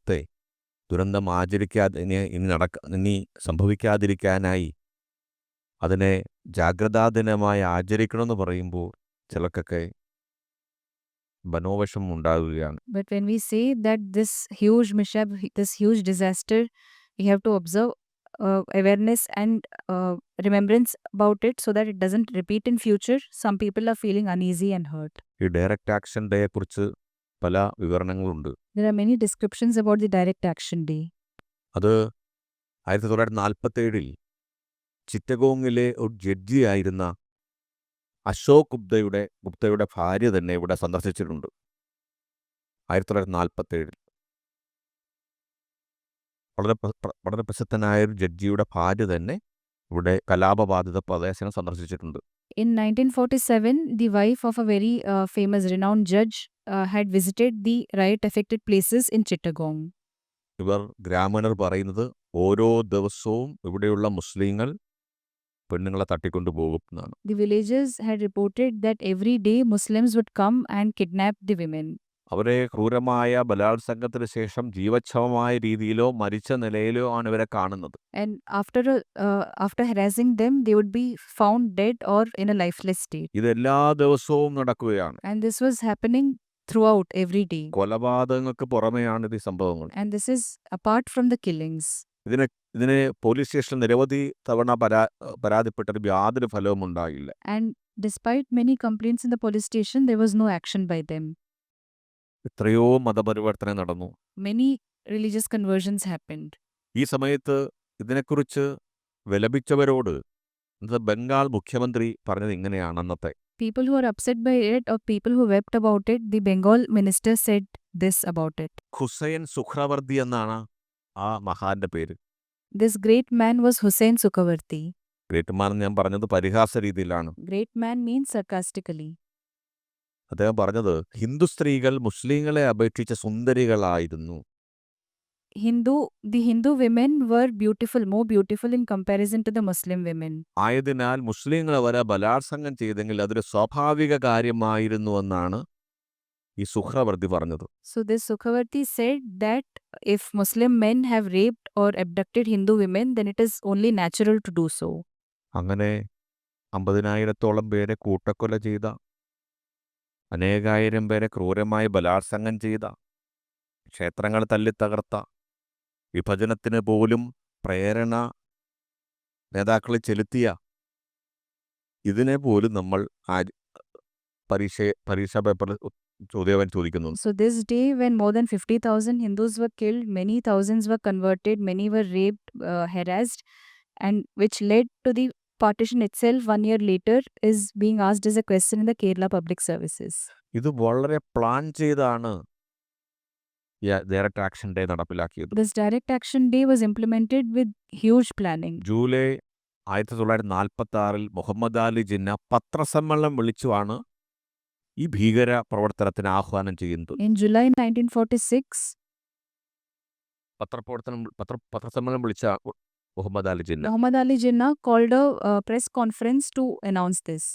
മുസ്ലിങ്ങൾക്ക് മാത്രമായി പാകിസ്ഥാൻ എന്ന രാജ്യം അനുവദിച്ചു തന്നില്ലെങ്കിൽ അത് നേടിയെടുക്കാനുള്ള വ്യക്തവും കൃത്യവുമായ പദ്ധതി മുസ്ലിം ലീഗ് തയ്യാറാക്കിയിട്ടുണ്ടെന്നാണ് ജിന്ന പറഞ്ഞത്. Jinnah said that if you do not create a separate country for the Muslims, then we have clear steps to gain it through any means. Pakistan എന്ന രാഷ്ട്രം അനുവദിച്ചു തരാത്ത പക്ഷം പരിശുദ്ധ റംസാനിലെ 18-ാം ദിവസം 1946 ഓഗസ്റ്റ് 16 ഡയറക്റ്റ് ആക്ഷൻ ഡേ ആയി ആചരിക്കും അദ്ദേഹം പ്രഖ്യാപിച്ചു. He said that if you do not create a separate country for us, if you don't divide a country separately for Muslims, then we will observe the 18th day of Ramzan, that is 16th August 1946, as direct action day. അന്ന് ഇന്നത്തെ ബംഗ്ലാദേശ് കൂടി ഉൾപ്പെടുന്ന ബംഗാളായിരുന്നു അന്നുണ്ടായിരുന്നത്. In those days, Bengal was also including the present-day Bangladesh. അന്ന് മുസ്ലിം ലീഗിൻ്റെ ഓരോ ബ്രാഞ്ചിൽ നിന്നും 3 പ്രവർത്തകരെ വീതം ജുമാ നമസ്കാരത്തിന് പങ്കെടുക്കണം അനുവേണ്ടി ക്ഷണിക്കപ്പെട്ടു. Then 3 members from each Muslim group was called for the Jummah prayer. പാകിസ്ഥാന് വേണ്ടി എല്ലാ പള്ളികളിലും വെള്ളിയാഴ്ച ജുമാ നിസ്കാരം ചെയ്യാനുള്ള ആഹ്വാനം നടത്തി. And they said that every Friday there must be Jummah prayers for the gaining of Pakistan. അതുപോലെ വ്യാപകമായ ലഘുലേഖകൾ വിതരണം ചെയ്തു. They distributed pamphlets very widely. ജിഹാദിനുള്ള ആഹ്വാനം ചെയ്തു. They started calling out for jihad.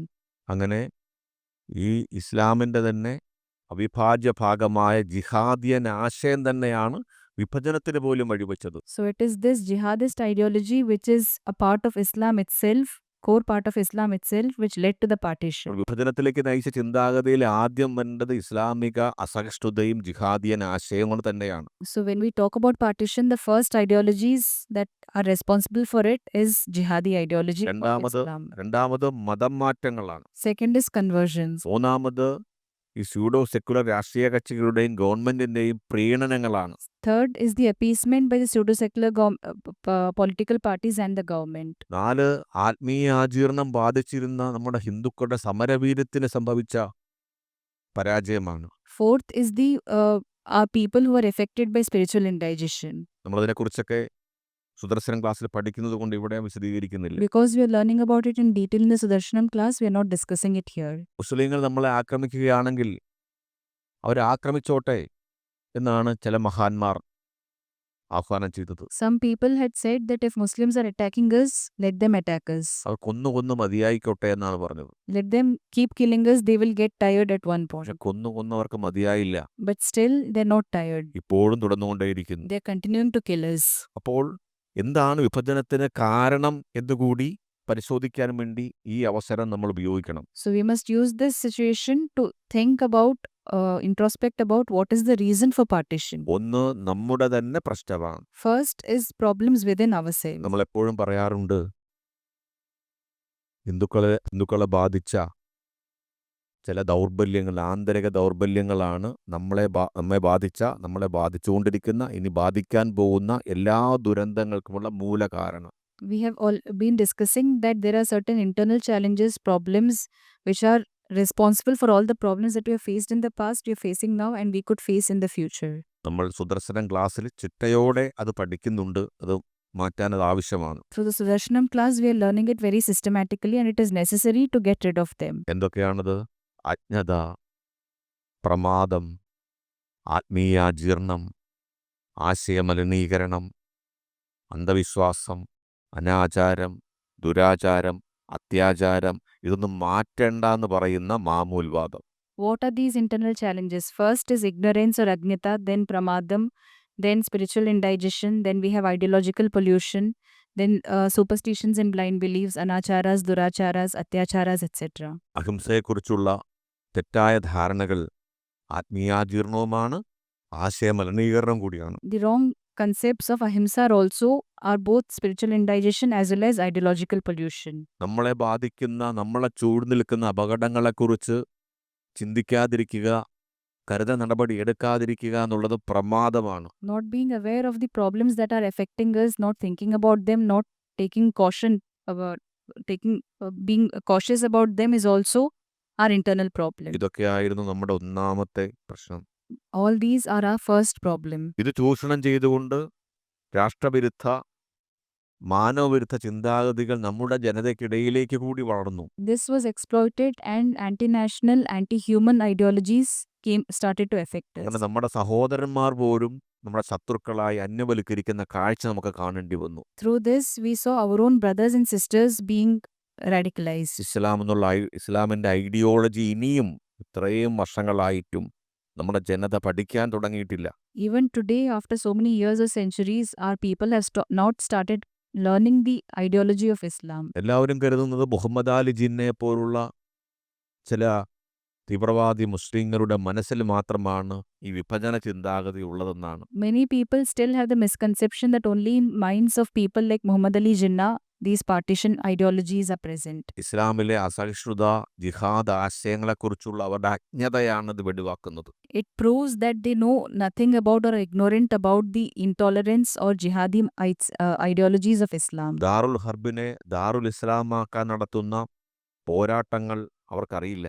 They don't know about the struggles or wars that they are fighting to transform Darul Harb to Darul Islam. ഗസ്വായി Hind എന്ന പേരിൽ മുഹമ്മദ് നബി നടത്തിയ ഒരു ആഹ്വാനം പോലും നമ്മുടെ ജനതയ്ക്ക് നേതാക്കന്മാർക്ക് മനസ്സിലായിട്ടില്ല. Our people and political party leaders are not aware of the concept of Ghazwa-e-Hind which was put forward by Muhammad. മുസ്ലിം ഉമ്മത്ത് എന്ന പേരുള്ള അവരുടെ ആശയത്തെക്കുറിച്ച് നമ്മുടെ ജനത മനസ്സിലാക്കിയിട്ടില്ല. Our people have not understood the concept of Muslim Ummat. എന്താണ് മുസ്ലിം ഉമ്മത്ത് എന്ന് പറയുന്നത്? What is Muslim Ummat?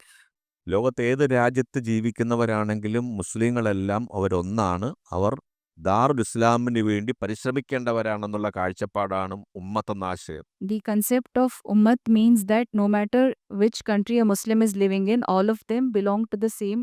They're all Muslims first and they're all trying to establish Darul Islam. അതുകൊണ്ടാണ് പാകിസ്ഥാൻ നമ്മളെ ആക്രമിച്ചതിന് ശേഷം മുസ്ലിങ്ങളെ ഓടി വരൂ, മുസ്ലിം രാജ്യങ്ങളെ ഓടി വരൂ, ഞങ്ങളുടെ കൂടെ നിൽക്കൂ എന്ന് പറഞ്ഞത്. That is why when after Pakistan attacked India, they called to all Muslims throughout the world, come to Pakistan, help us, stand with us. ബംഗ്ലാദേശും തുർക്കിയും ഒക്കെ പാകിസ്ഥാനോടൊപ്പം നിൽക്കാനുള്ള കാരണം അത് തന്നെയാണ്. That is the reason why countries like Bangladesh and Turkey are standing with Pakistan. ഇത് വളരെ വലിയൊരു പ്രശ്നമാണത്. This is a very huge problem. അവർ നീതി ന്യായം നോക്കിയിട്ടല്ല ഉമ്മത്താശയം കയറിയവ നിലകൊള്ളുക. People who are affected or people who stand by the Ummat concept do not think about justice or humanity. ഇപ്പോഴും IS-ന് വേണ്ടി, താലിബാൻകാർക്ക് വേണ്ടി, തീവ്രവാദികൾക്ക് വേണ്ടി, ഭീകരവാദികൾക്ക് വേണ്ടി വാദിക്കുന്നവരെ നയിക്കുന്ന ചിന്താഗതിയും മുസ്ലിം ഉമ്മത്താണ്. It is the Muslim Ummat, concept of Muslim Ummat, which is driving the organizations, terrorist organizations like ISIS, Taliban, many other terrorist people, etc. ഇതൊന്നും ഇനിയും മനസ്സിലാകാത്ത നിഷ്കളങ്കർ നമുക്കിടയിലുണ്ട്. There are many innocent people amongst us even now, even today, who do not understand all of this. പക്ഷെ ചിലരൊക്കെ പരാതി പറയുന്നത് കേൾക്കാം. You can see some people complaining. ചിലരൊക്കെ പരാതിപ്പെട്ടിട്ടുണ്ട്, ഞങ്ങൾ യാത്ര ചെയ്യുകയായിരുന്നു, Some people say that we were traveling. ഒരു സ്ഥലത്തെത്തിയപ്പോൾ ഒരു ആളുമായിട്ടൊരു പ്രശ്നമുണ്ടായി. When we went to a certain place, we had a problem with one person. അയാൾ മുസ്ലിം വേഷധാരിയായിരുന്നു. He was wearing Muslim clothes. അയാളുടെ ഭാഗത്തായിരുന്നു തെറ്റ്. The problem was on his side. അപ്പം ഞങ്ങൾ പരാതിപ്പെട്ടപ്പോൾ ഉടനെ കുറേയേറെ ആൾക്കാർ ഓടി വന്ന് ഞങ്ങളെ തല്ലിയെന്ന് പറഞ്ഞു. And when we complained, many people came together and they started hitting us. ഇത് എവിടെയും കാണാം. You can see this anywhere. ഇത് മുസ്ലിം ഉമ്മത്ത് എന്നുള്ള ആശയമാണ്. This is the concept of Muslim Ummah. അപ്പോൾ ഇതെല്ലാം ആണ് എന്നും ഇവർക്ക് തുണയാകുന്നത്. So it is this which is helping them, supporting them, strengthening them all the time. അപ്പോൾ ഈ അപകടകരമായ ആശയങ്ങളിലേക്ക് മതപരിവർത്തനം ചെയ്യുന്നവർ അസഹിഷ്ണുതാവാദികളാവുന്നു, ജിഹാദി മൈൻഡ് സെറ്റ് ഉള്ളവരാകുന്നു, ദാറുൽ ഇസ്ലാം സ്വപ്നക്കാരാകുന്നു, മുസ്ലിം ഉമ്മത്തിന്റെ വക്താക്കളുമാകുന്നു. So people who are converting, getting radicalized into this dangerous ideology are becoming intolerant. They are developing a jihadi mindset. They are striving towards Darul Islam and they are becoming part of Ummat. അപ്പോൾ ഒന്നാമത്തെ കാര്യം നമ്മുടെ തന്നെയുള്ള ആഭ്യന്തര ദൗർബല്യങ്ങൾ. So the first problem is the internal challenges or threats within us. രണ്ടാമത് ഈ അജ്ഞതയും മതതാരതമ്യ പഠനമില്ലായ്മയും ചൂഷണം ചെയ്തുകൊണ്ട് വളരുന്ന അസഹിഷ്ണുതയുടെ ആശയങ്ങൾ. Next are all the intolerant ideologies which are exploiting our ignorance and lack of comparative studies about religions which are growing because of it. പിന്നെ അവരുടേതായ ചില പ്രത്യേക ശക്തി രഹസ്യങ്ങൾ. Then their own secrets of their power. മുസ്ലിം ഉമ്മത്ത് ദാറുൽ ഇസ്ലാം സ്വപ്നം, സ്വർഗത്തിലെ സുഖഭോഗങ്ങൾ, നരകത്തിലെ ശിക്ഷകളെല്ലാം ഇവരെ കൂട്ടിയോജിപ്പിക്കുന്നു. The concept of Muslim Ummah, the concept of Darul Islam, the reward of heaven, the punishments in hell, all of them are driving them. അതുകൊണ്ട് ഈ ദൈവത്തിൻ്റെ പേരിലുള്ള ഈ ആശയത്തെ വളരെയേറെ കരുതലോടുകൂടി വേണം നമ്മെ സമീപിക്കാൻ. So we have to be very careful while approaching this ideology which is being spread in the name of God. അതുകൊണ്ടാണ് ഈ മതങ്ങളിലേക്ക് ഒരാൾ പോലും പോകരുത് എന്ന് നമ്മളെല്ലാവരും പറയാൻ കാരണം. That is why we are always saying repeatedly that we must not let our people convert to these religions. ഏതെങ്കിലും രാഷ്ട്രീയ ആശയങ്ങളിലേക്ക് പോകുന്നത് പോലെ അല്ല ഇത്. It is not like being affected or going to a political ideology. അതുകൊണ്ടാണ് നമ്മളിൽ നിന്ന് ഒരാൾ സെമിറ്റിക് മതങ്ങളിലേക്ക് പോകുമ്പോൾ ഒരാൾ കുറയുക മാത്രമല്ല, ശത്രു കൂടി, രാഷ്ട്രത്തിനും സംസ്കൃതിക്കും ജനതയ്ക്കും ശത്രു കൂടി ഉണ്ടാകുന്നു എന്ന് സ്വാമി വിവേകാനന്ദൻ പറയാൻ കാരണം. That is why Swami Vivekananda ji had said that when somebody from amongst us gets converted to a Semitic religion, we are not only losing one person, but it is also generating one enemy against us. പലതരത്തിലുള്ള brain വാഷിങ്ങളിലൂടെയുള്ള മതപരിവർത്തനം നടന്നുകൊണ്ടിരിക്കുകയാണ്. So every day there are many conversions being achieved through brainwashing. അടുത്തിടെ ഒരു Christian പെൺകുട്ടി ആത്മഹത്യ ചെയ്യേണ്ട അവസ്ഥയുണ്ടായി. Very recently a Christian girl committed suicide. മതം മാറ്റാനായിട്ടുള്ള പീഡനങ്ങളാണ് അവൾ ആത്മഹത്യയിലേക്ക് നയിച്ചതെന്ന് വ്യക്തമായി കത്തിൽ അവൾ എഴുതിയിട്ടുണ്ട്. In her suicide letter, she had very clearly mentioned that it was the torture that she was going through, forced to be converted, which led to her suicide. ഛത്തീസ്ഗഡിൽ കന്യാസ്ത്രീകളെ ജയിലിലടച്ചപ്പോഴുണ്ടാകുന്ന പ്രശ്നങ്ങളൊന്നും കേരളത്തിൽ കാണുന്നില്ല. The problems that happened when the nuns, Christian nuns, were arrested in Chhattisgarh, none of them are visible in Kerala. ദുർബലമായ വകുപ്പുകൾ ചുമത്തിയാണ് ഈ കുറ്റാരോപിതരായ വ്യക്തികൾക്കെതിരെ കേസെടുത്തിരിക്കുന്നതെന്നാണ് അറിയുന്നത്. It is said that these accused have been taken into custody with very weak എന്നറിയുന്നത്. papers. ഇവിടെ ഒരു ഐക്യദാർഢ്യ റാലിയോ ഒന്നും കാണുന്നില്ല. We don't see any solidarity marches here. സഭാപിതാക്കന്മാർക്കും മൗനം. All the churches are also silent on ഇത് this. തിരിച്ചായിരുന്നു വയ്ക്കുക. Let us say it was the opposite. അത് ഇവിടെ എന്താകുമായിരുന്നു എന്ന് നമുക്ക് ഊഹിക്കാൻ കഴിയും. Then you can imagine what would have been the situation. അപ്പോൾ നമ്മൾ ഇതിന്റെ കാരണങ്ങൾ കണ്ടെത്തിക്കൊണ്ടിരിക്കുകയാണ്. ഒന്ന്, നമ്മുടെ തന്നെ ദൗർബല്യങ്ങൾ. So we are trying to analyze the reasons. First is our internal problem. രണ്ട്, ഇസ്ലാമിന്റെ തന്നെയുള്ള ചില അസഹിഷ്ണുത ആശയങ്ങളും അവരുടെ ചില സംഘടിത രീതികൾ. Second is Islam's the ideology of Islam and their organizational strategies. മൂന്ന്, ഇവരെ പീഡിപ്പിക്കുന്ന ഗവൺമെന്റും രാഷ്ട്രീയ കക്ഷികളും. Third is the government and political parties who are trying to appease them. അന്ന് ബ്രിട്ടീഷ് ഗവൺമെന്റും ഇന്ത്യൻ നാഷണൽ കോൺഗ്രസ് പോലുള്ള പാർട്ടികളുമാണ് ഇവരെ പീഡിപ്പിക്കാൻ ഉണ്ടായിരുന്നത്. It was Indian National Congress and British government who were trying to appease them in those days. Indian communist പാർട്ടിയും മുസ്ലിം ലീഗിനെ പീഡിപ്പിക്കാൻ വേണ്ടി ശ്രമിച്ചിരുന്നു. Even Communist Party had tried to appease the Muslim League.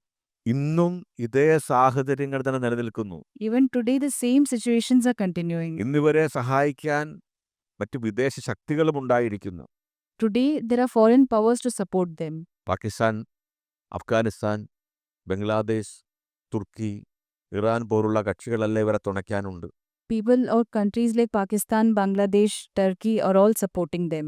China അവരെ തുണയ്ക്കാനുണ്ട്. China is also in their support. അപ്പോൾ വിഭജനത്തിന് അനുകൂലമായ പശ്ചാത്തലങ്ങൾ മാത്രമല്ല, അവരെ പിന്തുണയ്ക്കുന്ന അന്താരാഷ്ട്ര ഘടകങ്ങളും കൂടി ഇപ്പോൾ ശക്തമാണ്. So it is not only the വിഭജനത്തിന് കാരണമായ ഘടകങ്ങൾ ഇന്നുമുണ്ട്. there are factors which are responsible for partition even today. അത് കൂടുതൽ പടരുകയാണ്. It is spreading more and more. അതിനു പുറമെ ഈ വിഭജനവാദികളെ സഹായിക്കുന്ന അന്താരാഷ്ട്ര ഘടകങ്ങൾ കൂടി ഇപ്പോൾ പ്രവർത്തിക്കുന്നു. There are international factors, international organizations which are supporting this partition or separatist mindsets. ഈ അവസരത്തിൽ വിഭജന സ്മൃതിദിനം നമ്മൾ ആചരിക്കണമോ വേണ്ടയോ ചിന്തിക്കുക. So think for yourselves whether in these circumstances we must observe partition day or not. ഈ മാസങ്ങൾ ഒക്ടോബർ മാസത്തിൽ കഴിഞ്ഞ അടുത്ത മാസത്തോടുകൂടി നമ്മൾ നവരാത്രി ആഘോഷിക്കാൻ പോവുകയാണ്. In the month of October we are going to be celebrating Navratri.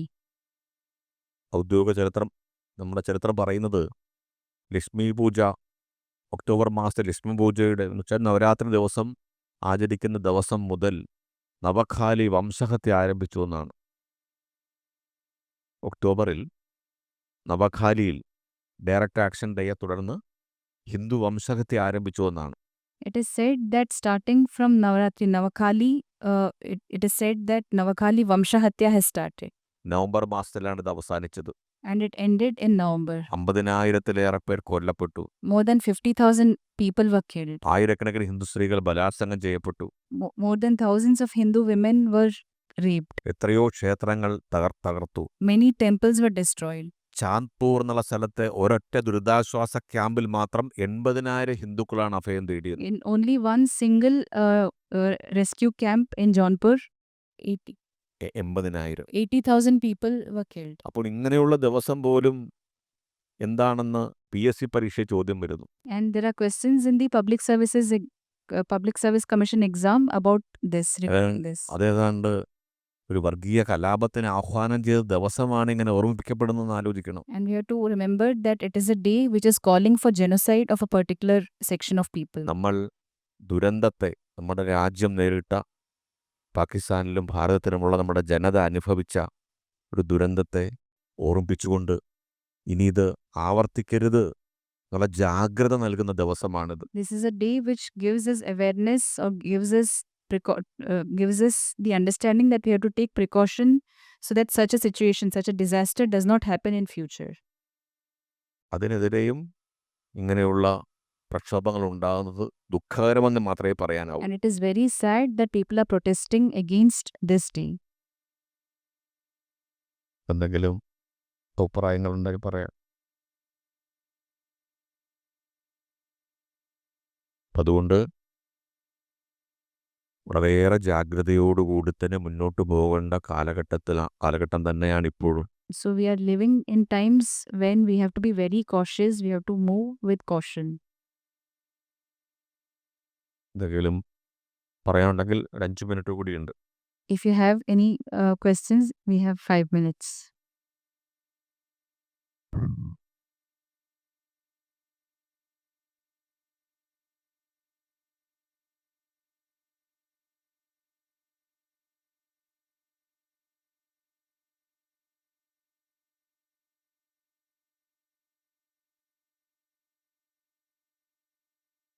അടുത്ത വർഷം മുതൽ നമ്മൾ കൂടുതൽ വ്യാപകമായിട്ട് ഇതിനെ ആചരിക്കണം. നമ്മൾ From next year onwards, we have to be able to observe this more powerfully. 2047 PFI ഒരു mission ആവിഷ്കരിച്ചിട്ടുണ്ട്. PFI has a 2047 mission. അത് ജിതേഷ് ജിയാണ് പറഞ്ഞത്. Jitesh ji commented it on the chat box. ശരിയാണ്. അവർ ഇങ്ങനെ എല്ലാ രീതിയിലും ഭാരതത്തെ മുസ്ലിം രാഷ്ട്രമാക്കാനുള്ള ഒരു പദ്ധതി രൂപീകരിച്ചിട്ടുണ്ട്. It is true that they have a huge program, project or strategy to create a Muslim country by 2047. പ്രൊഫഷണലായിട്ട് തന്നെയാണ് അവരത് ചെയ്യുന്നത്. And they are implementing it very professionally. പക്ഷേ പരമേശ്വരൻ്റെയും ഗുരുപരമ്പരകളുടെയും സനാതനധർമ്മത്തിൻ്റെയും സജ്ജനങ്ങളുടെയും പൂർവികരുടെയും ശക്തിയും അനുഗ്രഹം കൊണ്ട് ഈ 2047 നമുക്ക് ഒരു സനാതനധർമ്മത്തിന് ആധിപത്യം നൽകുന്ന ലോകക്രമത്തിലേക്ക് തുടക്കം കുറിക്കാം. But with the blessings and power of Ishvara, our Arsha Guru Parampara, Sanatana Dharma, our Mahatmas, avatars, ancestors, we can create a Hindu dominance by 2047. നമുക്ക് വേണ്ടത് എല്ലാവർക്കും സമാധാനമായി ജീവിക്കാൻ പറ്റുന്നൊരവസ്ഥയാണ്. We need to create a situation where everybody can live in peace. മുസ്ലിങ്ങളാണെങ്കിലും ക്രിസ്ത്യാനികൾക്ക് അതുപോലെ നിരീശ്വരവാദികൾക്ക് പോലും എല്ലാവർക്കും സമാധാനമായ സന്തോഷത്തോടുകൂടി ജീവിക്കാൻ കഴിയുന്ന ഒരു അവസ്ഥയാണ് നമ്മൾ ഉണ്ടാക്കേണ്ടത്. We have to create a situation where people of any belief, be it Hindus, Christians, Muslims, even people who are atheists, can live peacefully. പക്ഷേ അസഹിഷ്ണുതയുടെ ആശയങ്ങൾ അത് ഹിന്ദുധർമ്മത്തിൽ നിന്നാവട്ടെ, ക്രിസ്തു മതത്തിൽ നിന്നാവട്ടെ, ഇസ്ലാം മതത്തിൽ നിന്നാവട്ടെ, നിരീശ്വര ചിന്താഗതി എന്നാവട്ടെ, അത് തടയപ്പെടുക തന്നെ വേണം. But concepts or ideologies of intolerance, be it from Hindu Dharma itself or Christianity or Islam or atheism or any other religion or ideology for that matter, has to be erased. നമ്മൾ ഓരോരുത്തരും നമ്മളെ കൊണ്ടാകുന്ന രീതിയിൽ പ്രവർത്തിക്കാൻ തയ്യാറായാൽ ഇത് സാധ്യമാകും. If all of us come forward to work in whatever ways we can, it is definitely possible. പല സ്വാഭിമാനികരുടെയും ചിന്താഗതി ഞങ്ങളുടെ ചുമതല ജോലി, ഗൃഹസ്ഥൻ എന്ന രീതിയിലുള്ള നമ്മുടെ ഉത്തരവാദിത്വം മാത്രമാണെന്നാണ്. Many Swabhimanis think that our duty is only our own job, our own work, our family, etc. പക്ഷേ ഒരു മതമൗലികവാദി അങ്ങനെയല്ല ചിന്തിക്കുക. But a fundamentalist does not think like that. അയാൾ ബിസിനസ്സുകാരനാവട്ടെ, അധ്യാപകനാവട്ടെ, ഗൃഹസ്ഥനാവട്ടെ, ഒരു മതപ്രചാരകനെ പോലെ തന്നെയാണ് അവർ പ്രവർത്തിച്ചുകൊണ്ടിരിക്കുന്നത്. Whether he is a businessman, whether he is a religious preacher, whatever he does, his topmost priority is spreading his religion. അതിലേക്ക് മതം മാറുന്ന സാധാരണക്കാർ പോലെ അവരെ കൊണ്ടാകുന്ന രീതിയിൽ മിഷണറി പ്രവർത്തനമാണ് ചെയ്യുന്നത്. And whatever ways possible, they will try to do their part in the missionary work in whatever ways they can. നമ്മുടെ ജനത വിചാരിക്കുന്നത് സന്യാസിമാരോ ആർഷവിദ്യാസമാജം ഫുൾ ടൈം പ്രവർത്തകരോ എന്തെങ്കിലും ചെയ്യട്ടെ എന്നാണ്. Whereas our people think that either sannyasis or people of Aarsha Vidya Samajam, they will do whatever they can. ഞങ്ങളുടെ ചുമതല പിള്ളേരെ വളർത്തുക, അതുപോലെ ബിസിനസ് ചെയ്യുക, ജോലിക്ക് പോവുക എന്ന് മാത്രമാണ് നമ്മുടെ ജനത ചിന്തിക്കുന്നത്. Whereas our people think that our duty is only to bring up our children, do our job, do our business, go to school, etc. ഈ മനസ്ഥിതി മാറിയേ തീരൂ. This mindset has to change. നമുക്കറിയാം, സനാതന ധർമ്മമെന്ന് പറഞ്ഞാൽ പഞ്ചമഹാകർത്തവ്യങ്ങളാണ്. We know that Sanatana Dharma means Panchamaha Kartavyas. ശരിയായ പഠനമാണ് ഒന്നാമത്തെ കർത്തവ്യം, അധ്യയനം. The first Kartavya or duty is systematic study, that is Adhyayana. രണ്ടാമത്തത് അനുഷ്ഠാനം. Second is Anushtana. അത് തന്നെ പഞ്ചമഹായജ്ഞങ്ങൾ വരുന്നുണ്ട്. That includes the Panchamaha Yajnas. ഈ അനുഷ്ഠാനത്തിലെ പഞ്ചമഹായജ്ഞം പറയുന്നത് പരമേശ്വരനോടും ഗുരുപരമ്പരകളോടും സനാതനധർമ്മത്തോടും മഹാത്മാക്കളോടും നമ്മുടെ പിതൃക്കളോടും മനുഷ്യരോടും ഈ ലോകത്തോടും ജീവജാലങ്ങളോടുമുള്ള കർത്തവ്യങ്ങൾ എല്ലാ ദിവസവും അനുഷ്ഠിക്കണമെന്നാണ്. These Panchamaha Yajnas say that we have to do our duty towards Ishvara, Arsha Guru Parampara, Sanatana Dharma, Mahatmas, avatars, our parents, our ancestors, all the other humans, every day in our life. അപ്പോൾ അധ്യയനത്തിലും അനുഷ്ഠാനത്തിലും തന്നെ ഒരു കാര്യം ഉറപ്പിക്കാൻ കഴിയും, Sanatana Dharma ലോകസേവനം അത്യന്താപേക്ഷിതമാണെന്നു. So through Adhyayana and Anushtana itself, we can understand that Sanatana Dharma Sevana is compulsory. മൂന്നാമത്തത് പ്രചാരണം എന്നുള്ളതാണ്. Third is Pracharana. അതും നമ്മുടെ ചുമതലയാണ്. That also is our duty. ധർമ്മപ്രചാരകരുടെയോ സന്യാസിമാരുടെയോ മാത്രം ചുമതലയല്ല. It is not the duty only of Dharma Pracharaks or Sannyasi. ഓരോ നല്ല മനുഷ്യന്റെയും അല്ലെങ്കിൽ ഓരോ സനാതനിയുടെയും ചുമതലയാണ് ശരിയായ ആശയങ്ങൾ പ്രചരിപ്പിക്കുക എന്നുള്ളത്. To promote the true concepts or true philosophies is a duty of every human being or every true Sanatani. അതുപോലെ ഇത് പഠിപ്പിക്കാൻ, നന്മ നിറഞ്ഞ വിജ്ഞാനങ്ങൾ, ശാസ്ത്രങ്ങൾ പഠിപ്പിക്കാനുള്ള വ്യവസ്ഥ ചെയ്യേണ്ടത്, അധ്യാപനത്തെ സഹായിക്കേണ്ടത് ഓരോരുത്തരുടെയും ധർമ്മമാണ്. Similarly, to teach this or to support Adhyapana teaching is the duty of each one of us. അതുപോലെ സംരക്ഷണ പ്രവർത്തനത്തിന് ചെയ്യുന്ന അഞ്ചാമത്തെ കടമ സംരക്ഷണം. ഈ പ്രവർത്തനം ചെയ്യേണ്ടതും ഓരോരുത്തരുടെയും കർത്തവ്യമാണ്. Similarly, Samrakshana or protection is also the duty of each one of us. അത് ഏതെങ്കിലും ധർമ്മപ്രചാരകരുടെയോ സന്യാസിയുടെയോ മാത്രമല്ല, അവതാര പുരുഷന്മാരുടെ മാത്രമല്ല, നമ്മുടെ ഓരോരുത്തരുടെയുമാണ്. It is not the duty of only sannyasis or dharma pracharaks or avatara purushas. It is the duty of each one of us. ഈ കർത്തവ്യബോധം എല്ലാ മനുഷ്യർക്കും ഉണ്ടാക്കുക എന്നുള്ളതാണ് ഈ ക്ലാസ്സുകളിലൂടെ നമ്മൾ ചെയ്യുന്നത്. Through these classes, what we are trying to do is create this sense of duty in each and every human being. അതുപോലെ ഈ മനോഭാവമുള്ളവരെ സംഘടിതമായി വ്യവസ്ഥാപിതമായി കൂട്ടിയോജിപ്പിച്ചുകൊണ്ട് പഞ്ചമഹാകർത്തവ്യ നിർവഹണം ആധുനിക കാലത്തിന് അനുയോജ്യമായ വിധം നടപ്പിലാക്കാൻ പോകുന്നു. At the same time, we are organizing the people who share the same mindset, people with common mindset, and perform the Panchamaha Kartavyas. നമ്മുടെ നടത്തുന്ന ഓരോ ക്ലാസ്സുകൾക്കും ഈ മഹത്തായ ഉദ്ദേശമാണുള്ളത്. So every class that we are conducting has this higher purpose. അല്ല, ഏതെങ്കിലും ഒരു വിജ്ഞാനം പഠിപ്പിക്കുക എന്ന രീതിയിൽ അല്ല, പവിത്രമായ സനാതനധർമ്മ ഈശ്വര സേവനം എന്ന രീതിയിലാണ് നമ്മൾ ഈ ക്ലാസ്സുകളെ കാണുന്നത്. We are not conducting these classes only to give you some kind of knowledge, but to perform സനാതന സേവനം, Sanatana Dharma Sevana, Ishvara Sevana itself. ഉള്ള സദ്ബുദ്ധി എല്ലാവർക്കും ഉണ്ടാകട്ടെ എന്ന് പ്രാർത്ഥിക്കുന്നു. We pray that may everybody get the sadbuddhi to do this. ഇപ്പോൾ കഴിഞ്ഞ 10-ാം തീയതി ഒരു ഓൺലൈൻ മീറ്റിംഗ് നടത്തിയിരുന്നു. On 10th August, we had conducted an online meeting. കുറേയേറെ സജ്ജനങ്ങൾ അതിൽ തിരക്കുകളെല്ലാം മാറ്റിവെച്ച് പങ്കെടുത്തു. Many sajjanas came forward and participated in that meeting. ഈ പ്രവർത്തനത്തിൽ നമ്മളെ കൊണ്ടാകുന്ന രീതിയിൽ ലഘുവായ കാര്യമെങ്കിലും ചെയ്യാൻ അവരെ എല്ലാം നമ്മൾ ആഹ്വാനം ചെയ്യുന്നു. And we had requested all of them to do or work in whatever ways they can towards this. നമ്മളെ കൊണ്ടാകുന്ന ചെറിയ പ്രവർത്തനങ്ങൾ ചെയ്യാൻ എല്ലാവർക്കും കഴിയും. Everybody can do at least a small bit in whatever ways they can. അങ്ങനെ എല്ലാവരും മുന്നോട്ട് പോയാൽ നമുക്ക് 2047 ഏറ്റവും വലിയ മാറ്റം ഉണ്ടാക്കാം. If we all do this by 2047, we can create a huge transformation. നിങ്ങൾ എല്ലാവരും ഒരുപോലെ സഹകരിക്കുകയാണെങ്കിൽ അടുത്ത വർഷം തന്നെ 2026 ജൂലൈ 8 10 കോടി ആൾക്കാരിലേക്ക് ഈ സന്ദേശം എത്തിക്കാൻ കഴിയും. If all of you cooperate systematically, then by next year, 2026, July 8 itself, we can reach at least 10 crore people. 2030 ലോകത്തിലെ എല്ലാ രാജ്യങ്ങളിലും എല്ലാ ഭാഷകളിലും നമ്മുടെ ഈ സന്ദേശം എത്തിക്കാൻ കഴിയും. By 2030, we can take this teachings of the Sanatana Dharma to all parts of the world in all major languages. സനാതനധർമ്മം ഭാരതീയ സംസ്കൃതി അറിയാത്ത ഒരു രാജ്യം പോലും ഉണ്ടാകില്ല പിന്നീട്. Then there will be no country or no region which has not heard or learned about Sanatana Dharma and Bharatiya Samskrithi. അവർക്ക് സ്വീകരിക്കാം, തള്ളിക്കളയാം.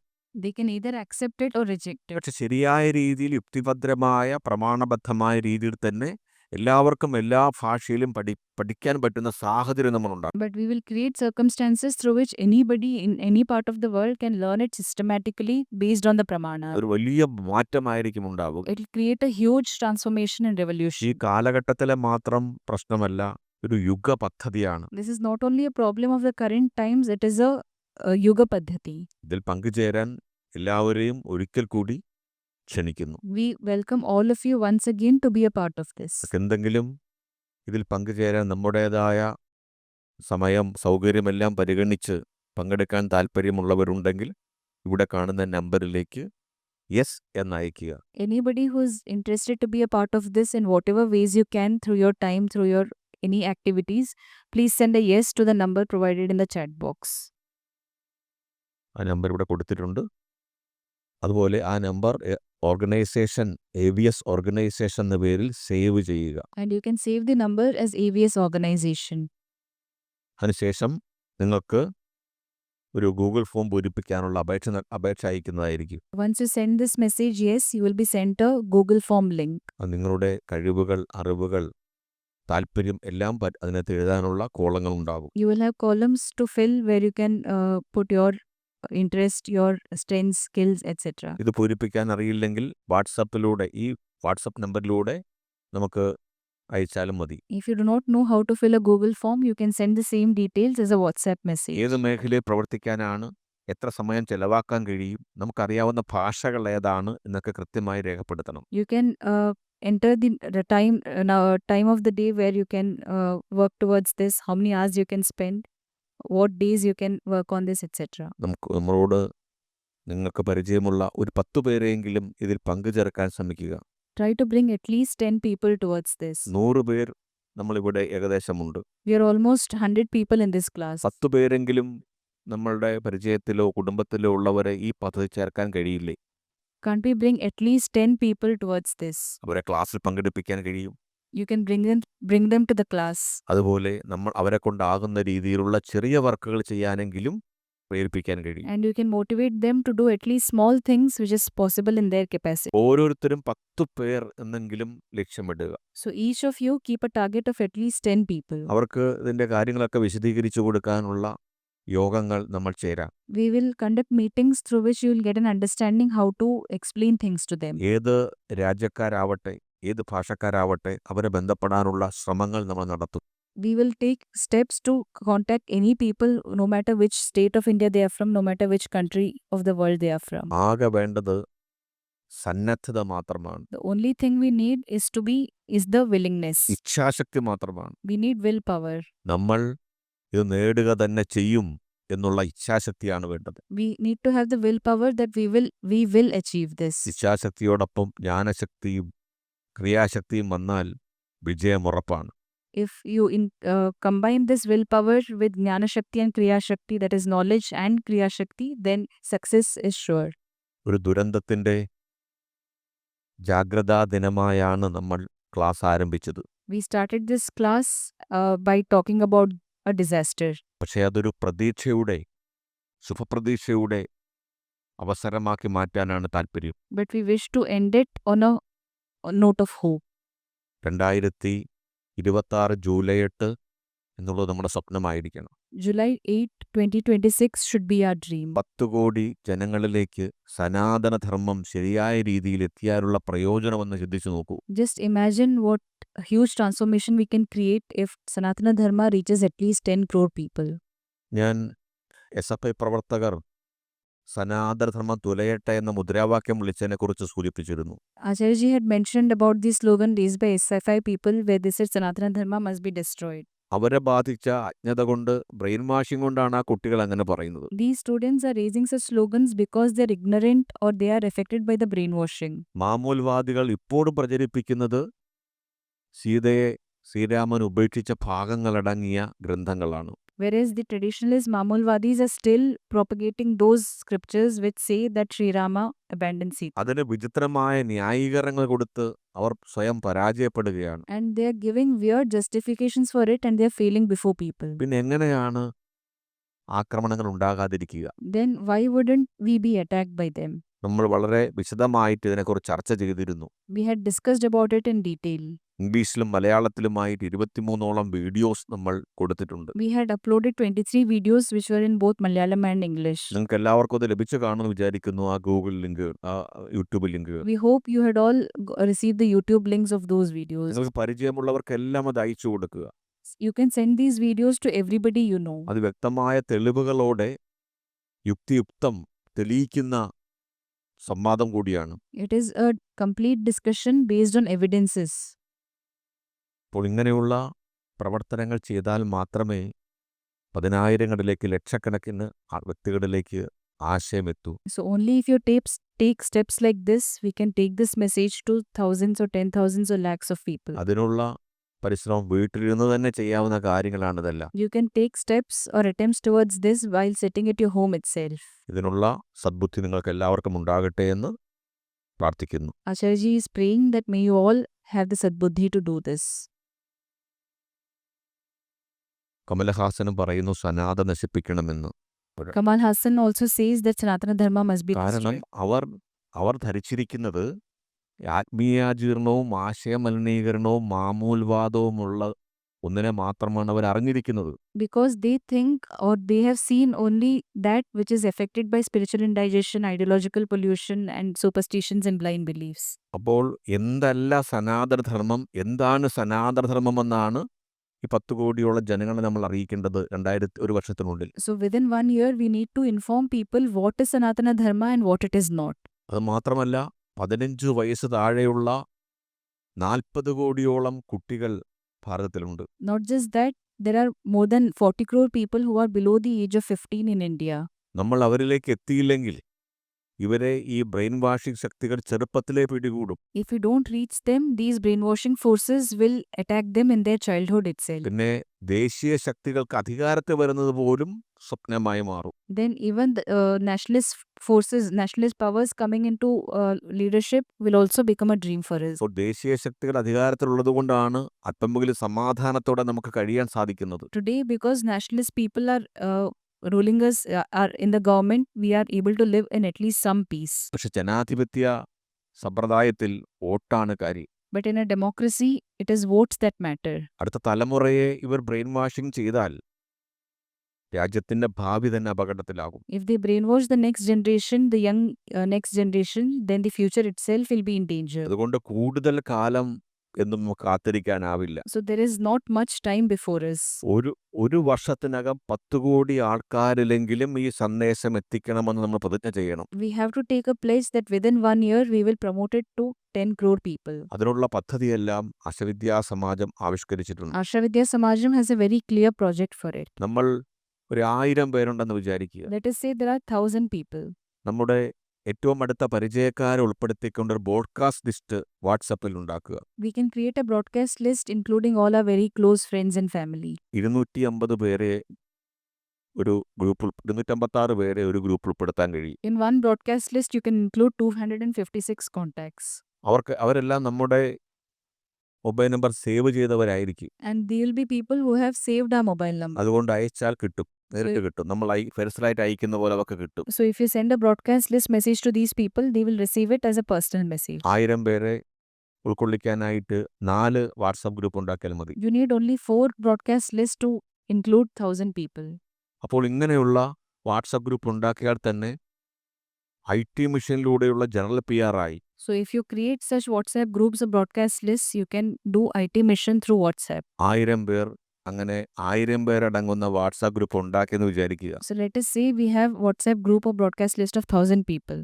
ഒറ്റ message, ഒറ്റ വീഡിയോ നമ്മൾ അല്ലെങ്കിൽ ഒരു പോസ്റ്റ് ഷെയർ ചെയ്യുന്നതിലൂടെ ഒരു ദിവസം തന്നെ 10 ലക്ഷം പേരിൽ എത്താൻ കഴിയും നമുക്ക്. By clicking just one click, we can send a message to 1 lakh people per day. അങ്ങനെ ആധുനിക കാലം നമുക്ക് നിരവധി അവസരങ്ങളും സാധ്യതകളും നൽകുന്നു. So the modern technologies are giving us many opportunities and possibilities. ഇതൊരു ചെറിയ വാട്സാപ്പിന്റെ കാര്യം മാത്രമാണ് ഞാൻ This is പറഞ്ഞത്. only the small example of WhatsApp. അങ്ങനെ നിരവധി പ്രവർത്തനങ്ങളിലൂടെ കോടാനുകോടി ജനങ്ങളെ സന്ദേശം എത്തിക്കുവാൻ നമുക്ക് കഴിയും. Through many different media, different mediums, we can promote this message to crores and crores of people. അതുപോലെ തന്നെ അടിത്തട്ട് കേന്ദ്രീകരിച്ചുകൊണ്ടുള്ള സേവന ശാക്തീകരണ സംരക്ഷണ പ്രവർത്തനത്തിലൂടെ അവരെ സമീപിക്കാനും കഴിയണം. Similarly, through Sevana, that is service, empowerment and protection activities at the grassroots level, we must be able to serve people. അതിന് full time പ്രവർത്തകരും പാർട്ട് ടൈം പ്രവർത്തകരും കൂടി വേണം. For that, we need both full-time workers and part-time workers. അതിനൊക്കെയുള്ള പദ്ധതി